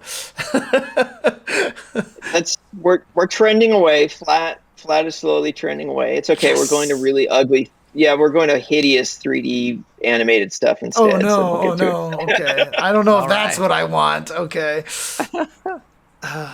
All right, man. Well, look, thanks a lot for coming on to talk with us about, you know, what you're doing for people in the scene and everything about the preservation side of it. I feel like I would like to talk with you about that specifically for like a really long time. Dude, we could talk for hours on that preservation topic. Sure. Yeah. There's definitely a lot to be said. I want to know more about like what you've done with Ralph, who, if people don't know, was one of the guys who ran a few of the biggest arcades in Southern California for 40 years. I mean, you work with NOIC Furby sometimes too, right? Arturo, you've helped him with some stuff. Art is the homie. In fact, I should see him this week because he's coming out for CPT. Right. Yeah. Of course. In fact, Art, if you're watching, I need you to pick up this fucking TV from my garage. How's he going to get down to Torrance? Oh, man. All right. Yeah. So, I mean, look, you guys both know that if you want to talk my ear off, the garage is always open for you. James, you see this thing here? I know. I know. I know you know this because he messaged you, but I got 2 Grandmasters. I'd like to have a third. So, you know, I'm collecting them. Come on over. By the way, my wife wants to come over and meet the 2 little kittens that you guys adopted from the woman who she knows, the kitten lady. That's right. Yeah. She wants we to are meet in the Orphan Kitten Club. Satsuki and May are available for petting. Come on over. Yep. They're very cute. Yeah. All right, dude. Cool. Well, James always asks a final question, although I know, but I don't think that this one is going to be particularly useful this time. So hit me up because I know what it is and I got an easy answer. Where did you get the handle Aurich from? That is actually my real name. For people who don't know, that is my government name. But I'll give you the origin. Okay. That was my maternal grandmother's maiden name. Oh, Interesting. So- I have always wondered what the story is there. It's a so, very unusual name. I mean, let's put it this way. Aurich is my real name, but that's where it comes from. One of the first times I was talking to Aurich, I basically said to him, as I say to everybody else, "What's your real name? Because I'd like to refer to people as their real name." And he's like, "Aurich is my real name." And I was like, "What?" Yeah.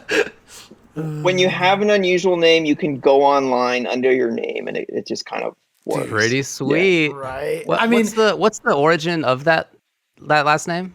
So it's German. It's German. a German last name. Okay, But okay. if you're going to Combo Breaker and you've entered Third Strike or Street Fighter V and you see Gutter Trash Aurich in your bracket, I'm not saying I'm coming for you because I'm not really going to practice before then, but I'm not going to take it easy on you either.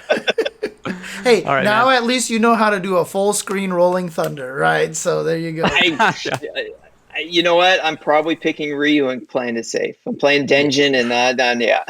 Classic SoCal. I love it. Oh, man. All right, man. Thanks a lot for coming on. Appreciate All right, it. good to chat with you guys. All Have a good right. night, dude. Peace. There we go. All Yeah. right. Yeah, Yeah, thanks a lot to Aurich definitely. for coming on. I mean, honestly, like I really could talk with him about and Yeah. have in person about arcade and history and preservation and all of that sort of stuff. Just a lot of I mean, interesting look, stuff to talk about there. most of the time when I do visit his garage and it's like, all right, time to leave. Like I remember the last time I was there, it was time to leave. And like literally everyone left. And then me and Aurich just like stood there and talked on his driveway for like another hour, hour and a half or something like Cool, man. that. We were just talking and it's just like, again, someone, obviously he hasn't been there the whole time. He was talking about the gap and everything like that. But, that need for preservation is so near and dear to my heart, which is why I was so happy about that 30th anniversary collection, and stuff. And there's just like, it's true. Like these games are so I've been saying this to a lot of people. It's like video games are the hardest thing to preserve. And my one of my best friends who was visiting last week, he works at a company that produces FPGAs, and FPGAs are the current trend of preserving video games because FPGAs allow you to emulate hardware, not emulate the software. I see. So if you emulate the hardware, then when you actually put the game on there, and actually I should mention that to Aurich that my friend works at Xilinx actually. So like FPGAs let you mimic the hardware, so you will get the absolute most accurate emulated version of that game possible. It's like Mr. Arcade right now is the big one right now is where a lot of people are doing it. So Cool. All right, cool. Well, let's move on Sure, to the let's do 5-5 this. matchup. Yep. So Now we have an UltraChen one that we have proposed that we're just going to be like, all right, we'll talk about. Cool. Should developers get good at their own video games? This was brought up by a developer at Riot. His name is Mort, and he has been the game design director for Teamfight Tactics, a video game that I haven't played, but I know exists and is very popular. And he talked about how he wanted to get to its highest rank and how much time that took. It was basically a second job. He was talking about 25, 30 hours a week on addition, to obviously working full time at Riot. And he talked about how, what that, sort of why, in his view, you shouldn't ask game developers to become very, very strong at their games. Basically, time commitment, the fact that they need to understand the game from multiple points of view, the fact that they have to spend a lot of time designing other things and improvements and sort of understanding more about the game. Maybe that's not something that they need to know to be the best, but maybe that is something that's separate. So just the question is, do you think that game developers should be super good at their own video games? No. No? No. Should they be good enough to play? Yeah. Well, I mean, that's just going to happen. If you're a developer on a game, you will play your own game a million times. But the tricky part about it is, as a developer for a game, you also have to kind of look at the game from a different perspective. I still remember when, God of War combat designer Mr. Derek Daniels was living with me for a while. I was playing God of War, and he was in his room downstairs with his girlfriend, now wife, and like they both come upstairs, and Derek's like, "Can I see the thing real quick?" And I'm like, "Okay." He hands a controller, and he starts like attacking the wall, and it's like not doing anything. And he's like, "See how?" Because his girlfriend, now wife, is also a game developer, and so he's sitting there like, "See how the sparks react to the wall, and like see how this thing here, and we had to make sure to do this, all this, and other stuff, and da da da." And I'm just sitting there, I'm like, "Can I play the game?" But I mean, honestly, as a developer, you have to look at it from very different perspectives. Now, if you are a combat designer like Derek was, yeah, of course you want to be good at your own game. But even then, he would tell me stories of how they had to make sure every boss in God of War could be beaten with square, square, square, square, square. Square, Right. square, square, square, square, square, square, square, square, square. Like there's just so many different ways you have to approach the game that if you obfuscate yourself as like if you're designing a fighting game and you're only looking at it from that highest level point of view, you end up with bad fighting games. I mean, honestly, you do, right? I mean, I was just talking about, Terry punching things and making it feel good and stuff like that. These are things that are important too. And then that is what is important is if you have access to people who can be really good at your game, right? Like at at Iron Galaxy, like Mighty Mar, who is like the greatest and accurate player in Vampire Savior right now, and like the stories that I've heard of how he plays fighting games with like he uses two pads at the same time like Sakurai and can like fight himself. He'll play at the highest speeds on like those versions where you can up the speed just so the game feels slow when he's normally playing it and all the like I heard he's like one of the ultimate testers. Having someone like that is valuable. As a developer, I don't think you need to do that yourself.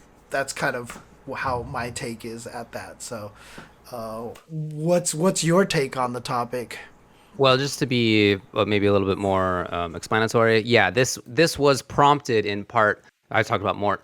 His decision to get really good at TFT was basically because people were like, the developers are terrible at balancing this game because they're not even good, right? So like it's that kind of. He wanted to in part prove that like that's not actually like related super well. But yeah, that is the genesis of partly of his decision. Yeah, I mean, I think that I largely agree. I think that there's multiple roles in game development. So does the lead dev need to be the best in the world? No, I mean, obviously not, right? Of course, you need to have people who are really good at the game. I mean, I can recall times when some folks I know in fighting game development, including people who work at some of the biggest developers, have told me stories where game balance decisions get made in part because the developers aren't good at their games and they lose to somebody who's in the dev team who is super good at games and thereby make the decision that it's not that they're not good, it's that the character that they just lost to, used by this super good player, is actually too good. And so you have to nerf DJ. Wow, you just went there, dude. Stuff like that is like, I was laughing because I knew what you were talking about. I know you knew what I was talking about. Yeah, okay, anyways. So I do know several stories that are like that, and that's not the only one, and that's not the only developer where that kind of thing exists. So you have to have people who know what's up in a way that is real, and that requires a lot of game knowledge of strategic knowledge for sure. At the same time, like especially nowadays, and for some of the developers anyway, they have insight into what is really effective in the game. That's one of the things that this guy talked about in his article was like, look, I know what's effective and what is winning because I can just like pull up the stats and like find out which are the most effective like combos and whatever that's going on in TFT. I don't know. He can just look that stuff up. Like there it is. And there are some fighting game devs who have that kind of stuff too, that they could just be like, what character is the best? Oh, this character is the best. Okay, like that is, they just know that because that's what the results are. And so there, you don't need to be the best player to be aware of the fact that one thing is extremely effective strategically. But that said, there needs to be people on the team who are capable of being knowledgeable enough and effective enough themselves to like suss out some of the details. And certainly all of the major fighting game devs have people who are like that. There are people in all of them that I can think of that have people who have previously been some of the best tournament players in the world in at least a couple of different games. Right. So there is that kind of expertise. I mean, even in Street Fighter V, right? I mean, Woshige, obviously one of the top players out there. Really a stand-up guy, by the way. But, he's also very good at fighting games as well. So, but yeah, I mean, like, sometimes I feel like, you definitely have to be pretty decent, you have to be a decent player at your games and stuff like that. And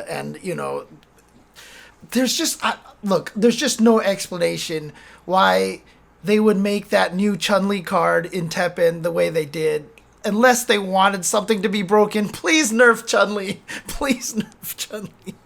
Please nerf Chun-Li. Developers don't know how to balance their own game. God. Oh, God, there's no way you could have designed that card without knowing how broken that. Anyways, okay, let's.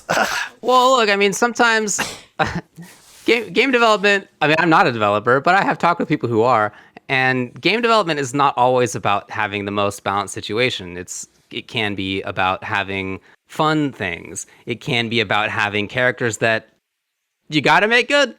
Well, this X character has to be good. Everybody, sorry, like figure it out. Akuma, and other Zero. Characters.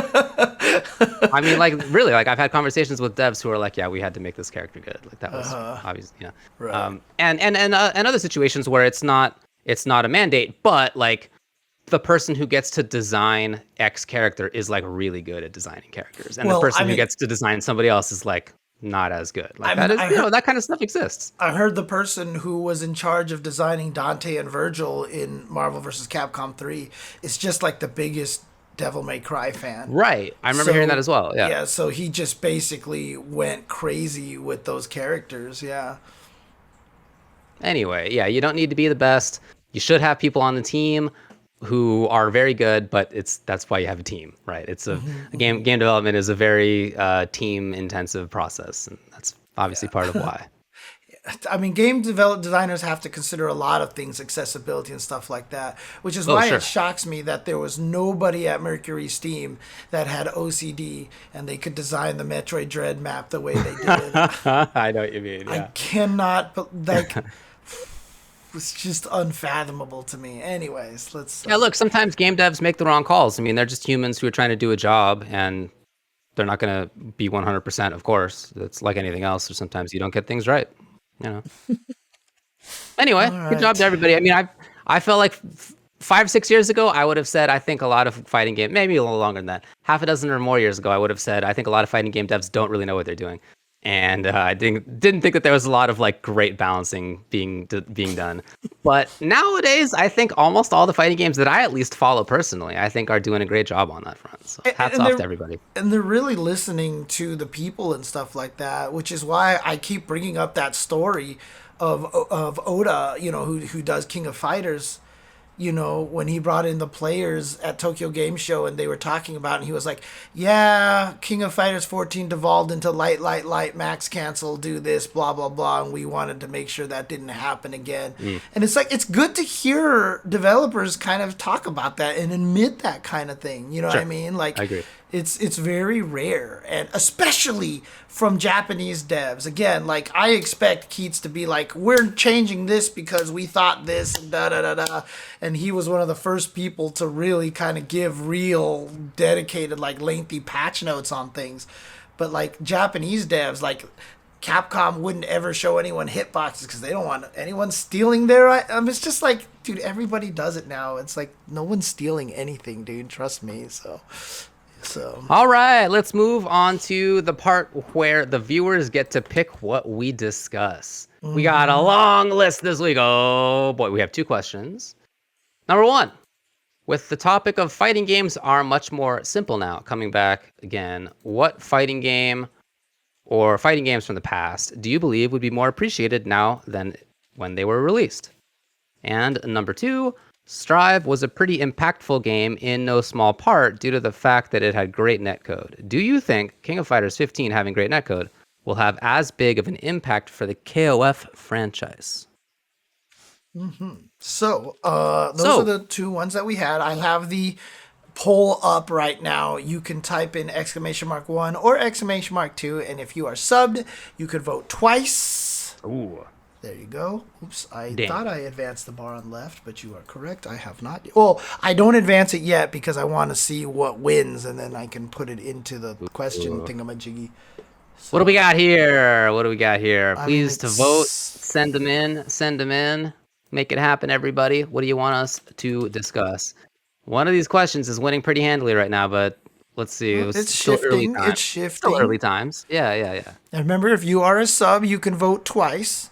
So I see you, Ernesto. I see you, El Zilcho. You guys can all, Tiny Tex, you can definitely sub twice. If they sub twice, you'll get 4 votes. I'm sorry, you can vote twice. Yeah, sorry. yeah. Yeah. Oh, man. Oh, you missed questions. Oh, yeah, we should still have the questions up while they're voting. Oh, yeah, you're right. I usually do, and I messed You do up usually that do. time. Where is my UI device here? Here we go. Boom. Boom. There we Boom. go. Boom. Boom. Boom. I'll show you how to show some questions and do it quickly. There you go. Anyway, all right, what do we got here? Are we about done with this? You guys are running out of time here. Yeah, it looks like number 1 is the one that's going to be the go-to here. So let's Okay. just do that one. So, where did my UI go? Here it is again. Back over here. Uncheck this. Come over here. Paste into the thing. Click this and save. There we go. Hey, Wow. all right, with 62% of the vote ultimately. That Wow. question is so long that I still couldn't even fit it in here with smaller text. With the topic of fighting games that are much more simple now, coming back again, what fighting game or fighting games from the past do you believe would be more appreciated now than when it was released? Boom. There you go. Nailed it. All right, what do you got? I mean, it's kind of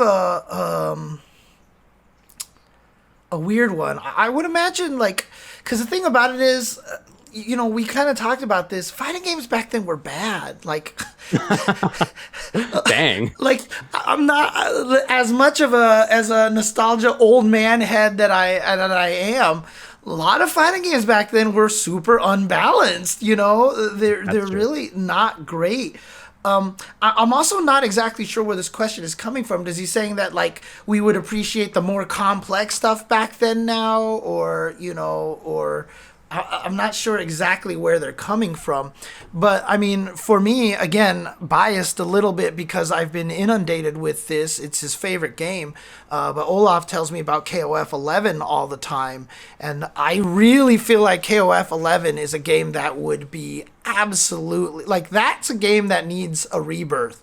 Because it was the main Marvel-esque King of Fighter games, which was the active tagging that you could jump in and out and do all sorts of. And I've seen footage, and Olaf has played it for me a little bit and everything like that. That game is like, it has that MVC2 like level of jank. Like, this is like, how is this even acceptable in a fighting game? The other one that I saw someone mention in the chat that's also a good answer is just the VF series. I think if the VF series were like, if we had the resources we had today, back then, like VF would probably be a lot more popular in the States as well. But it's one of those games that's hard to learn by yourself. It really is a very difficult game to learn by yourself because there's a lot of concepts, a very lot of high level stuff in there too, that just made it harder to play. But with training modes and all this information out there, VF5 is having trouble right now because the netcode is still delay-based netcode, and on top of that, there's just so many goddamn good fighting games right now that, you know, how do we even choose what to play anymore these days? So I guess my take on this is that if what this is saying is like which complex game from the past would be more appreciated now because we're used to simple games now, because that's what's coming out. I just don't see. I continue to not see evidence for the idea that fighting games are simple nowadays. At least in a significantly more intentionally simple way than fighting games from the past. Fighting games in the past had a lot of complexity, but also there were fighting games in the past that were very simple. And you find the same kind of gamut now. Maybe there are some more extremes that are intentionally done, like Fantasy Strike is like intentionally simpler, right? Like Dive Kick is like there are some that are intentionally on the simpler end, which is great. I want to have that extra variety. But there are, that maybe aside, I feel like it just runs the same gamut that it always has. Where like some games are complicated and some games are simpler and cool. I think that's really great. But it always makes me laugh that there are oftentimes different people, but like in the FGC, maybe just gaming generally, there's like kind of competing narratives of like, man, games today are too simple. They're making games that are too easy that babies can play. And also, man, games today let you have such easy comeback mechanics with these complicated V-trigger systems that like you have to spend so much time to get good at, and then that just overwhelms my footsies and my neutral, and that kind of argument. Again, oftentimes those are not from the same people. Sometimes they are, and that's really silly. But oftentimes they're different. It's just funny to me that the same games can sustain both of those critiques, because the reality is that neither one is actually true. Like the reality is somewhere in between, and people want to have the this one is more complex, this one is simpler for whatever reason. You're not good at it, you don't like it, whatever it is. I just have to say this, man. With what the discourse that we have these days about dumbing down games and stuff, we didn't have this discourse a long time ago, during Super Turbo days, et cetera, et cetera. With that discourse in mind now, with what we know about, devs making games simpler and, oh my God, screw you guys, all I'm going to say is go play Alpha 1 again. You want to talk about dumbing down a fighting game? Like, Alpha 1 is the ultimate, like, I can air block fireballs now. Everybody has chain combos. Right. There was that easy mode that blocked for you. Like right, yeah, literally blocked for you, yeah. Right, literally, this has been a thing that the fighting game community has been going through forever. You want to talk MVC 2? Like, I always tell the story that I dropped my control pad and got a 100+ hit combo. Was it like Team Super or something? Yeah, it activated the Team Super, and like the game was designed so you could hit one button and Captain Commando comes down and just bam, right? And like they tried to lower the number of attack. Like that game was designed to be a easier game. You can see it, and like they certainly put no effort into that game. Look at the sprites. I mean, seriously, it's like you can tell this was a minimal effort game.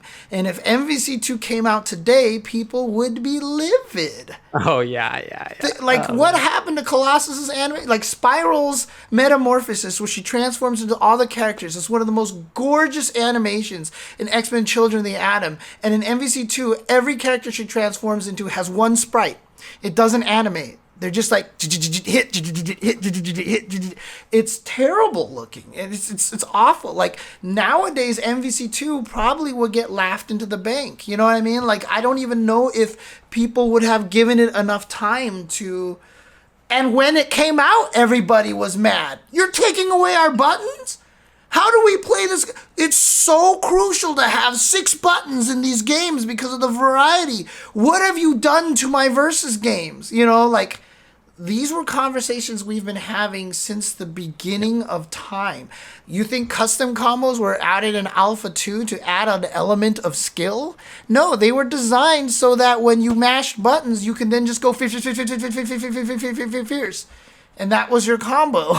Like, this is a conversation we've been dealing with forever. Fighting games have always been trying to make things simpler, and it's never succeeded because... Yeah, and screwing it up every time. Yep. Just and about. And accidentally coming out with a complicated game. Yep. And like you said, it's just because there's really no such thing.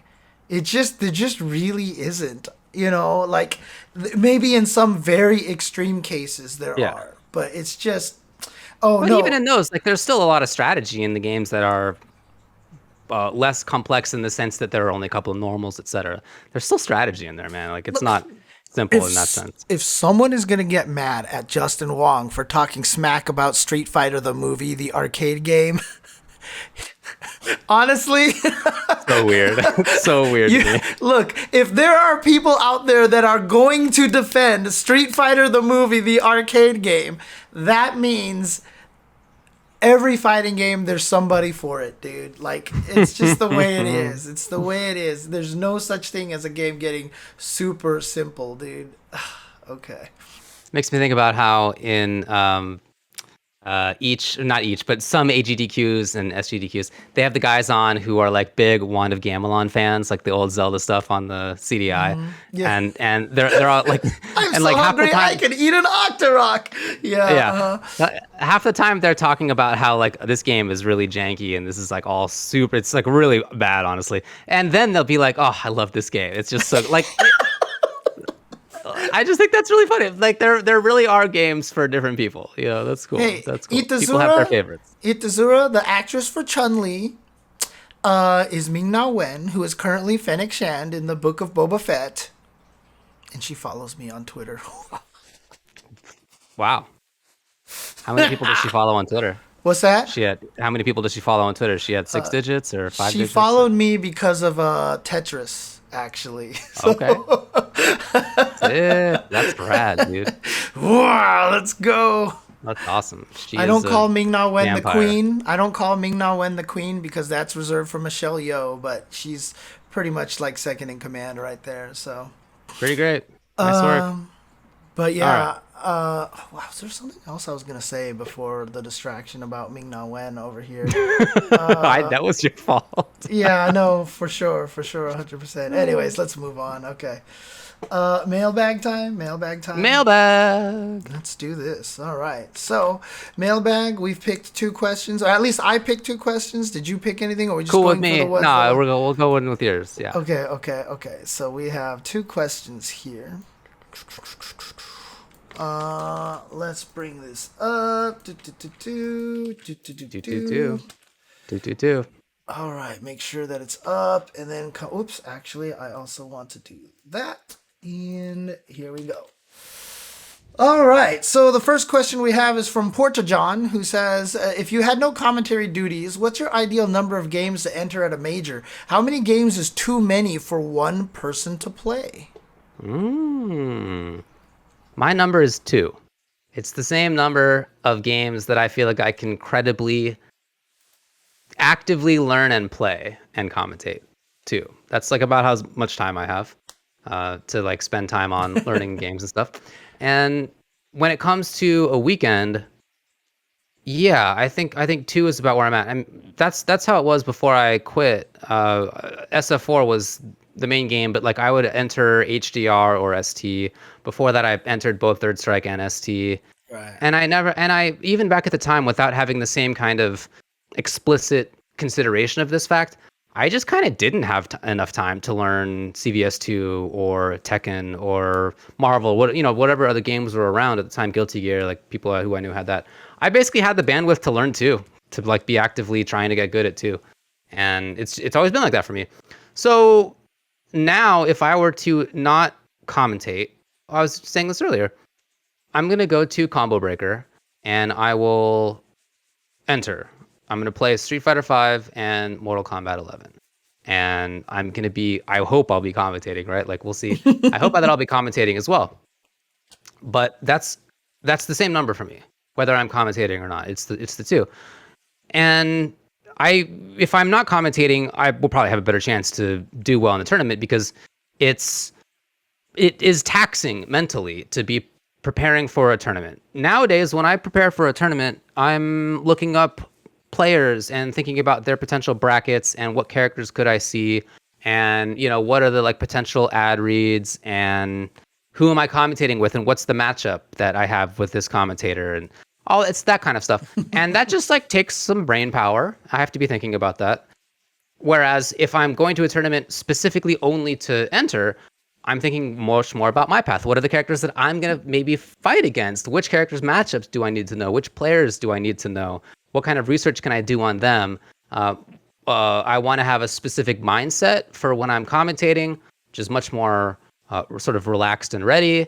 And that's just not as doable if I'm like hurrying from a commentary set to play, right? That's just not as doable. So anyway, the answer is 2 for me, I think either way, but if I'm not commentating, I'm sure that I would have more success in competition. I mean, I just don't commentate. I don't play at tournaments that I commentate because whenever I lose in tournaments, I get really salty on commentary. But honestly, I just think the answer just depends on who you are and what your goal is, right? Sure, yeah. Because that's if you're just there to have fun, like obviously for people who are very competitive like us, like we're like, well, we can't practice more than one game at a time and all this stuff like that. But if you're like, hey, I just like fighting games, I like them all, I enter them all for fun, do it. And if you're Tokido in the older days, if you're like, hey, I can win every single one of these games, enter all of them. And then I will see him at EVO with 7 medals hanging around his neck. I always tell that story of Justin going to that one tournament that he got snowed in on. And like he came home and he said he won 100% of the games that he entered. And it was like Vampire Savior and King of Fighters 2002, all games that he never played. This is just the thing, right? Like, if you have that capability, do it. But then, using Tokido as that exact same example, as Street Fighter V got harder and harder to win, he literally stopped entering anything except for Street Fighter V. The goal for him changed, right? It's not just wander in and win because you just can't do that anymore. The field is too strong now, right? And so he knows that he has to focus on Street Fighter V. And so that's what he's chosen to do. So honestly, I don't think that there's quite a right answer for this, except just depending on what your goal is or what it is that you want to do at the tournament. Because some people playing every game, and if they have the money to donate $10 to every single pot just so they can have a fun and say, I played in this, or maybe have the opportunity to get Daigo round number 1, that's great. That's what you want to do. So that's true.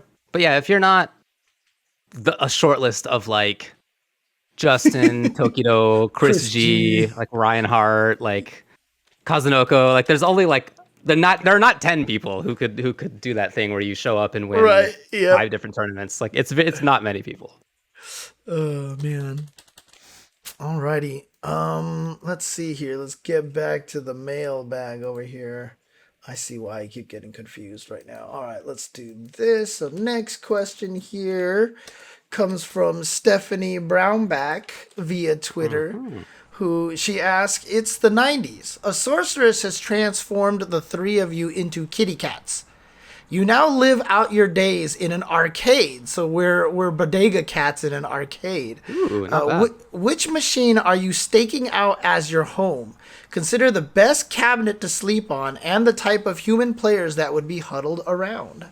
Dang. Wow. Good question. Question. If I was a cat, my answer would 100% be one of those sit-down driving light gun games that nobody plays. And nobody played. Yeah. Yeah, because then you would have the nice chair to sit in. Yes, you would just sit that's to true. sleep. Or maybe that weird Star Wars game that you actually had to open the door and like climb into, because then you would just be alone. You have a little house. For me, I mean, the Discs of Tron sit-down cabinet wasn't actually sit-down. There's not like a seat. There's just like a bump that you could lean on. So it wouldn't quite work for cats. But, I mean, I want that cabinet. That's one of my dream home arcade games to own. But that wouldn't be comfortable for cats. So I would probably say one of those sit-down. Lucky and Wild. Oh, that is one of those sit-down shooting games, right? If I'm not mistaken. Lucky and Wild. 16-bit? I think that is. I think it's like one of them's driving, the other one's shooting the machine gun or something like that. Wow. Is that what it I haven't is? seen that in 1,000 years. You have one of those? Yeah, see. Okay, yeah, there you go. There you go. I was right. The driving and shooting game. So there you go. Wow, interesting.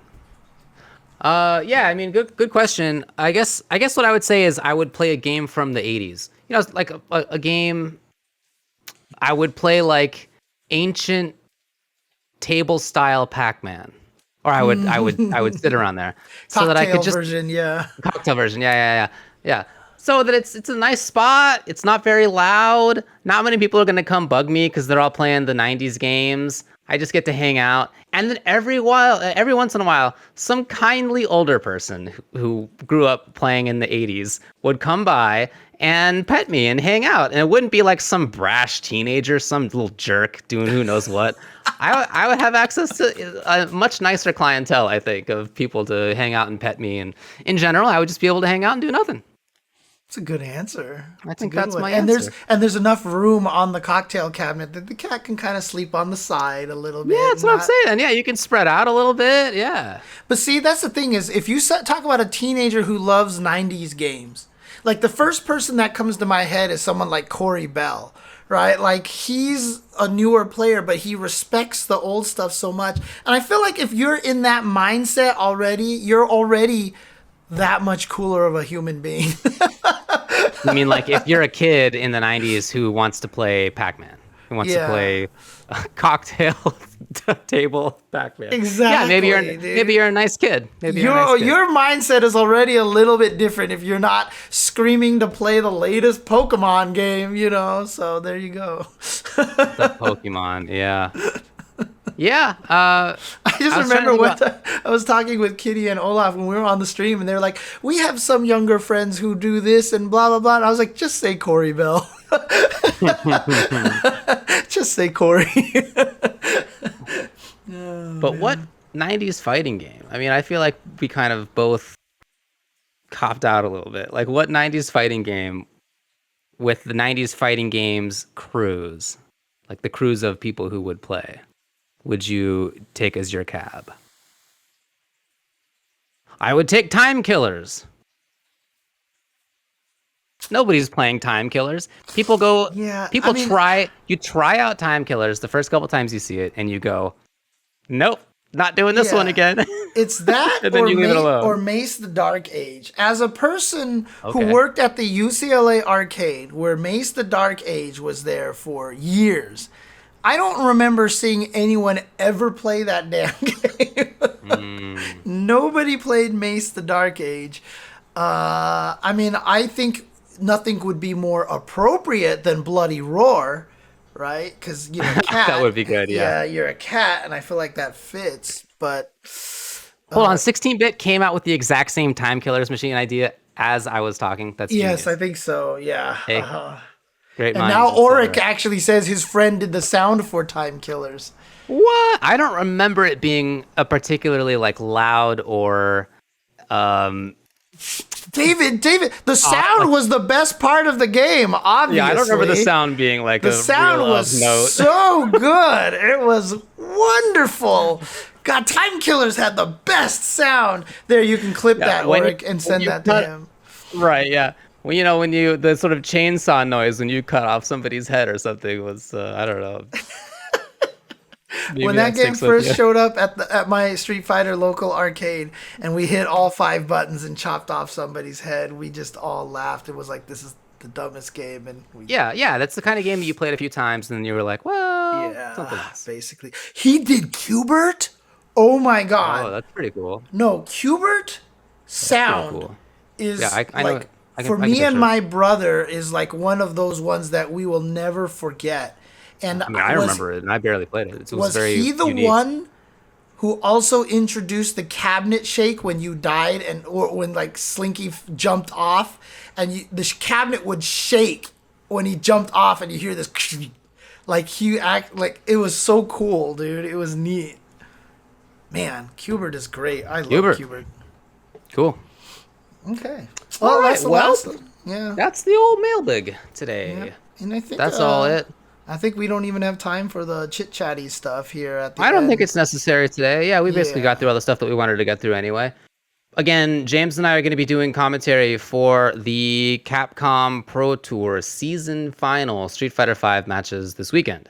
And I don't know exactly like which ones we'll be commentating. I don't really have that schedule yet, but You mean we're not allowed to tell people yet, right? and then apparently there will be some big countdown to something to be revealed on Sunday, which we honestly really don't know what it is, but it might not even be seems related. like SF6 is pretty plausible, but yeah, it who might knows? not even be related to our event at all in Might any not. way, shape, or form. So Might not. You don't know.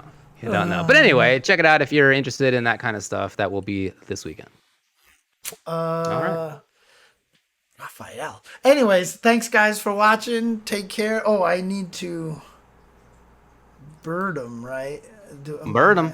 Still doing the birding thing, right? If Here you'd we like go. to. Here we go.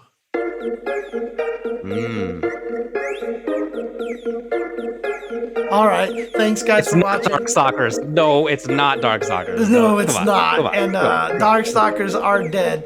Please make sure that you vaccinate, stay safe out there, and take care. We'll see you guys this weekend for some amazing Street Fighter V action. Let's go!